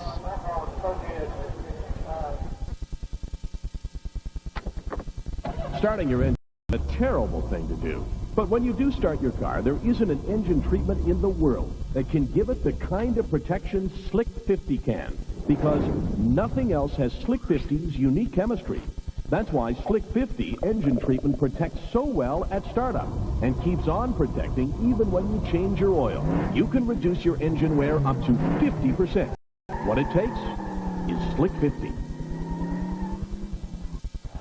Well, the skies continue to darken and the rain continues to move in. We're very lucky we got the entire 500 laps in here at Bristol today in the Food City 500, which was won by Dale Earnhardt. Standing by with the 5th place finisher is John Kernan. We know, Bob, it's been a great weekend, really, for Michael Waltrip. A 5th place today. Jeff Green, driver yesterday, had a really good top 5 finish, so not bad for Bristol. I mean, if you could think you'd even have a car left after 750 laps of racing here, you would be happy, and let alone to have Jeff run 3rd and me 5th today. Just a great weekend. Everybody at Pennzoil, really appreciate all their help and support. I really appreciate Doug Hewitt, my crew chief. He treats me like a brother, and whatever I want to do or whatever he wants to do, we work good together on the car, and he's a great person and a great talent in this garage area. It's great. When I got out of the car today, everybody's standing around wanting to talk. Usually I'm the only guy around, so just real happy about today and proud of Jeff yesterday. We're wanting to run him the full schedule in 95 on the Grand National Circuit, just looking for sponsorship from somebody to do that. And as you can see, he's a great driver and would be terribly competitive. Now, talking about great drivers, you were taking on one of the all-time greatest, your big brother. I saw you go down into turn 3, lay the fender on, say, get out of my way. Was that a lot of fun? Yeah. Daryl does a super job. He's just a little off right now with his qualifying and back and forth with the tires. I think's hurt him, but when they throw that green flag, you know he's going to be competitive, and it's good to see the Western Auto Chevy up front. I'm proud for him. I know he's working hard, and thank the good Lord, too. It's like he appreciates us having his church service here every morning. Held that rain off till the race was over, and Bob and Benny, all you guys, I'm just happy to be talking to you. This is fun. First top 5 in 2 years. I ain't proud of that. Proud of the way the car's run this year. It's run real well. We just had some problems. Well, congratulations. Hope to maybe we'll be able to talk to you next week in North Wilkesboro. Hey. Yeah, maybe so. In fact, I'll talk to you on Friday. How's that? Okay, we'll do lunch. After the race. Okay. Let's go down to Dr. Jerry Punch, who's found Dave Marcus. Indeed, John. It is really a pleasure to talk to this gentleman, and I use the term gentleman with a capital G. Dave Marcus from 29th to 10th today. What an effort. Well, thanks, Jerry. You know, I'm beat. You know, I'm wore out, but troubles this morning. You know, 11 o'clock we fired the car and had a knock in the engine, and I don't really know what was wrong. We had to change an engine, and I just want to thank all my guys. They've just been working their butts off, and just all of our sponsors, STG and Tri-City Airports, and Larry Weir's Chevrolet, and Chuck Walters, and AEL, and Dave George, and just everybody, and all our fans, and just, I don't know what to say. It feels good. They say you can't do this sport on a shoestring budget. You got to have the big bucks and the corporate sponsors. You put the little guys together and make it work, Dave. It is certainly a pleasure. Congratulations again on an outstanding effort. Well, thank you. And you know, we've got 4 full-time employees and some part-time guys. Dan helps part-time, and I can't thank you enough, you know. A very emotional Dave Marcus. 4 guys put this team together, and Dave drives it. Remember, they're competing against teams that have 40 or more in their shops, and today he won a top 10 finish. Bob. And an excellent job. Boy, he's, for an old man, he did a tremendous job, didn't he, Ned? He really did. I'll tell you, as we've said many times, this is the toughest race that they run, and he hung in there and got that top 10 finished and getting a lot of congratulations, and we're very well deserved. Yes. I'll tell you, it puts a lump in your throat to see it happen. And Michael Waltrip, we might mention, with his 5th place finish here this afternoon, gained 6 positions in the point standings and is 16th.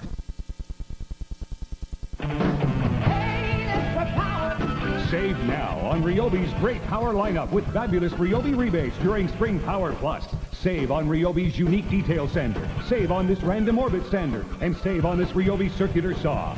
Pay less for Ryobi lawn and garden power, too. Save on the award-winning cordless mulchinator mower and this unique Ryobi Trimmer Plus system. And you could win this fantastic Suzuki side, too. See your Ryobi dealer now and... There are thousands of uses for new Liquid Wrench non-flammable super lubricant with Teflon around your home, car, and shop. If it squeaks, if it rusts, if it needs protection, if it needs lubrication, new Liquid Wrench is the answer. And unlike WD-40, new Liquid Wrench is non-flammable. Liquid Wrench non-flammable stops squeaks, protects and lubricates, and is available at retailers everywhere. Back at Bristol International Raceway in Tennessee, where the Food City 500 was won today by Dale Earnhardt. Now, here's Jerry Punch, who's standing by with Rusty Wallace, who finished 7th. Sorry, Bobby Labonte.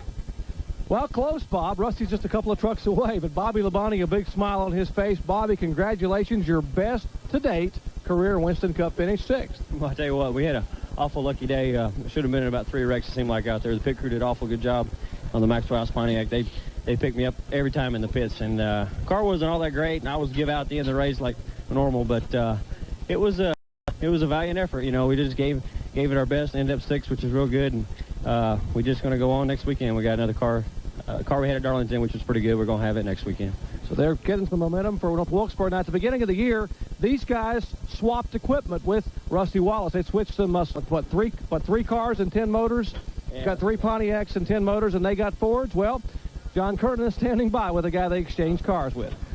Rusty, I tell you what, you guys worked hard today and came away with a 7th place finish, move up to the 10th place in points. Yeah, that's okay. I mean, I wanted to win the race, and the car was really fast to begin the race, but had a couple tires go down. I run over a wheel weight or something up there and tore the right front tire up. And then the second time, I ran over a piece of debris again. I started running that high lane, and every time I run the high lane, I'd tear a tire up. And I wouldn't hurt the tire. I just put a hole in it. So I had 3 flat tires today. But I tell you what, when you have 3 flat tires and still finish 7th, you're doing something. That's exactly right. Remember last year, this is when Rusty began making that charge. He won those races in a row, and he goes back to a good track for you next week in North Wilkesboro. Bob? And although 10th is great, it's his worst finish on a short track since August of 1992. Now, Kenny Schrader finished 2nd in this race. However, he took off, and we are unable to interview him here at the conclusion of the race. The rain is beginning to fall. We will be right back. If I was a doctor, maybe then you'd listen to me. Wynn's additives are like vitamins for your car. Winn Supercharge is a power booster that removes engine deposits. Or for dirty fuel injectors, try Wynn's Injector Cleaner. Short trips, stop and can murder motor oils. So add Wynn's friction proofing to protect your motor oil and extend engine life. Because if you don't maintain your car, I may have to operate. Wynn's, powerful medicine for your car. Do you ever notice that every time you want to do something fun, somehow you get hung up? I mean, every time you want to be with your friends, it seems you're stuck at home, waiting for a call. But with a Cantel personal pager, you'd have real freedom. So come on, don't let life pass you by. Get a Cantel personal pager today. Your portable message machine. From Cantel, Canada's national paging service. Well, the point standings have really been shaken up as a result of what happened here this afternoon. And you can expect that as we come into this short race. But, boy, things are really different than they were 5 or 6 hours ago. Dale Earnhardt moves up 2 positions after being tied for 2nd with Mark Martin, is the leader. Ernie Irvin falls a position, so does Mark Martin. Ken Schrader stays the same, and Lake Speed moves up to 5th. Yes, and these positions are very important as we see Sterling Marlin, Morgan Shepherd, Ricky Rudd, Gordon, and Wallace, because all the provisionals that we take are based on the point standings. I mean, if Morgan Shepherd needs a provisional, he would have preference over Jeff Gordon because he's 7th in the points rather than 9th. So you need to get as high as you possibly can. Look there, only 48 points separating 6th and 10th position. And 11th through 15th in the point standings, Kyle Petty, Terry Labonte, Musgrave, Sachs, and Darrell Waltrip comes up to 15th in the points. And there's 44 points difference between those 5 drivers. Michael Waltrip has moved into 16th spot. There's Jeff Burton. And Burton's doing pretty well. Of course, he did lose 3 spots today. I think he was 14th going into this race. And Bill Elliott, 19th, and Brett Bodine. And rounding out the top 20, Rick Mast, Dale Jarrett, Jeff Bodine, Chuck, and 25th, Jimmy Spencer. So we will take one more break and come back to wrap it up as the folks begin to move out of the grandstands because the rain is falling harder here now at Bristol, Tennessee. Stay with us. We'll be right back. Announcing the biggest advance in Quaker State's history. It's Quaker State's new advanced high-tech formula motor oil. Superior wear protection, plus superior heat and stress protection. New advanced formula Quaker State for today's tech engines. There's only one wiper blade that gives you all this high performance. Wind channel ports, aerodynamically designed to prevent wind lift. A contact edge treated with a super durable graphite coating for long-lasting performance. Pressure points individually engineered for each blade length. And a high-profile design so the contact edge conforms perfectly to the curve of the windshield. When it comes to high performance, it's a clean sweep with Aerofoil, the leading edge wiper technology.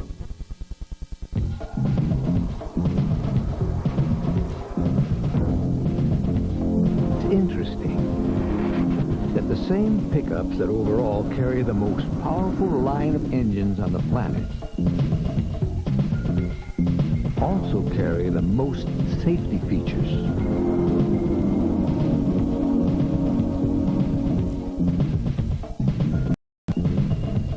Dodge, reinventing the truck. We have a very wet racetrack now, but who cares? The race is over. It's been won by Dale Earnhardt, the highest finishing rookie today in 12th. Steve Grissom, he's standing by of Jerry. Well, it was a tough day for the Diamond Ridge Motorsports team, Steve, but you were able to battle back and get a 12th finish, your best career finish to date in Winston Cup racing. Congratulations. Thanks, appreciate it. I tell you, I can't say enough for these guys. They didn't quit. In the team this morning, we talked about that it's going to be a long race. Whatever happens, just don't give up. Keep digging. And right first of the race there, we had carburetor trouble and come in twice under green. Wants to change the carburetor and wants to get the air cleaner and stuff back on it. So that got us down quite a bit there at first, but still nobody gave up on this team, and everybody just kept working hard, and it paid off for us here at the end. Talk about a frightening experience. I'm told the stud broke in the carburetor and hung the throttle wide open here at Bristol. That had to be frightening. Yeah, it was. Fortunately, it was here at Bristol, not at Martinsville or something. We were able to just get on the brakes, get the car shut off, and anyway, it wasn't no big deal. It's just something that happens. We thought our day was over with as far as a decent finish, but like I say, these guys kept working super hard. Gordon and all the guys on the team kept adjusting the car, and the car handled good and run good, and like I say, we come up with a good finish. As a rookie now with a rookie team, do you feel like maybe the team coming to the short tracks is going to be able to flex its muscle a little bit and show what you've got? Well, I tell you, this is tough, no question. Winston Cup racing is, and it's a qualifying deal. When you get to the racetrack, it's 2 races. You got the qualifying race, and it's tough. We qualified 30th. Fortunately, got in the race, but still, that sounds like you're not running that good. But when there's only 34 hundredths of a second from the pole to going home, you don't have to be off much. So again, we just go to the racetrack, try to get in the show, and then try to race as well as we can, gain as much experience as we can, and then from there, this is a building year for us. First year for the team, first year for me in Winston Cup, and we'll learn and hope we're ready to make a run for it next year. You received a special notification, basically a nomination just a few months ago as nominee for Athlete of the Year in the state of Alabama, having been the 1993 Busch Series champion. That has to be very special for you. Yeah, sure it does. You look at the list of the guys that got nominated on that, and just to have your name on the same list is a pretty big honor. But I tell you, there's a lot of race fans in Alabama. You can't say enough for what the Allisons, Red Farmer, Neil Bonnet, and all those people have done for racing in Alabama. And that state really looks forward to NASCAR coming to Talladega, and they support it. And it's neat to be a race car driver and have this kind of nomination. Some great race drivers in Alabama and some pretty good football players in that state as well, but I'm standing beside one of the best athletes to come out of that state, Bob. All right, thank you, Jerry. Congratulations to Steve. And as you can see, the wind is blowing like crazy. The rain is pounding down, and we are very lucky to have gotten the full 500 laps in here this afternoon. Let's take a look at the complete unofficial results. Earnhardt, Schrader, Stein, and Waltrip are your top 5 finishers. Bobby Labonte, Rusty Wallace, Sterling Marlin, Bobby Hamilton, and Dave Marcus in 10th.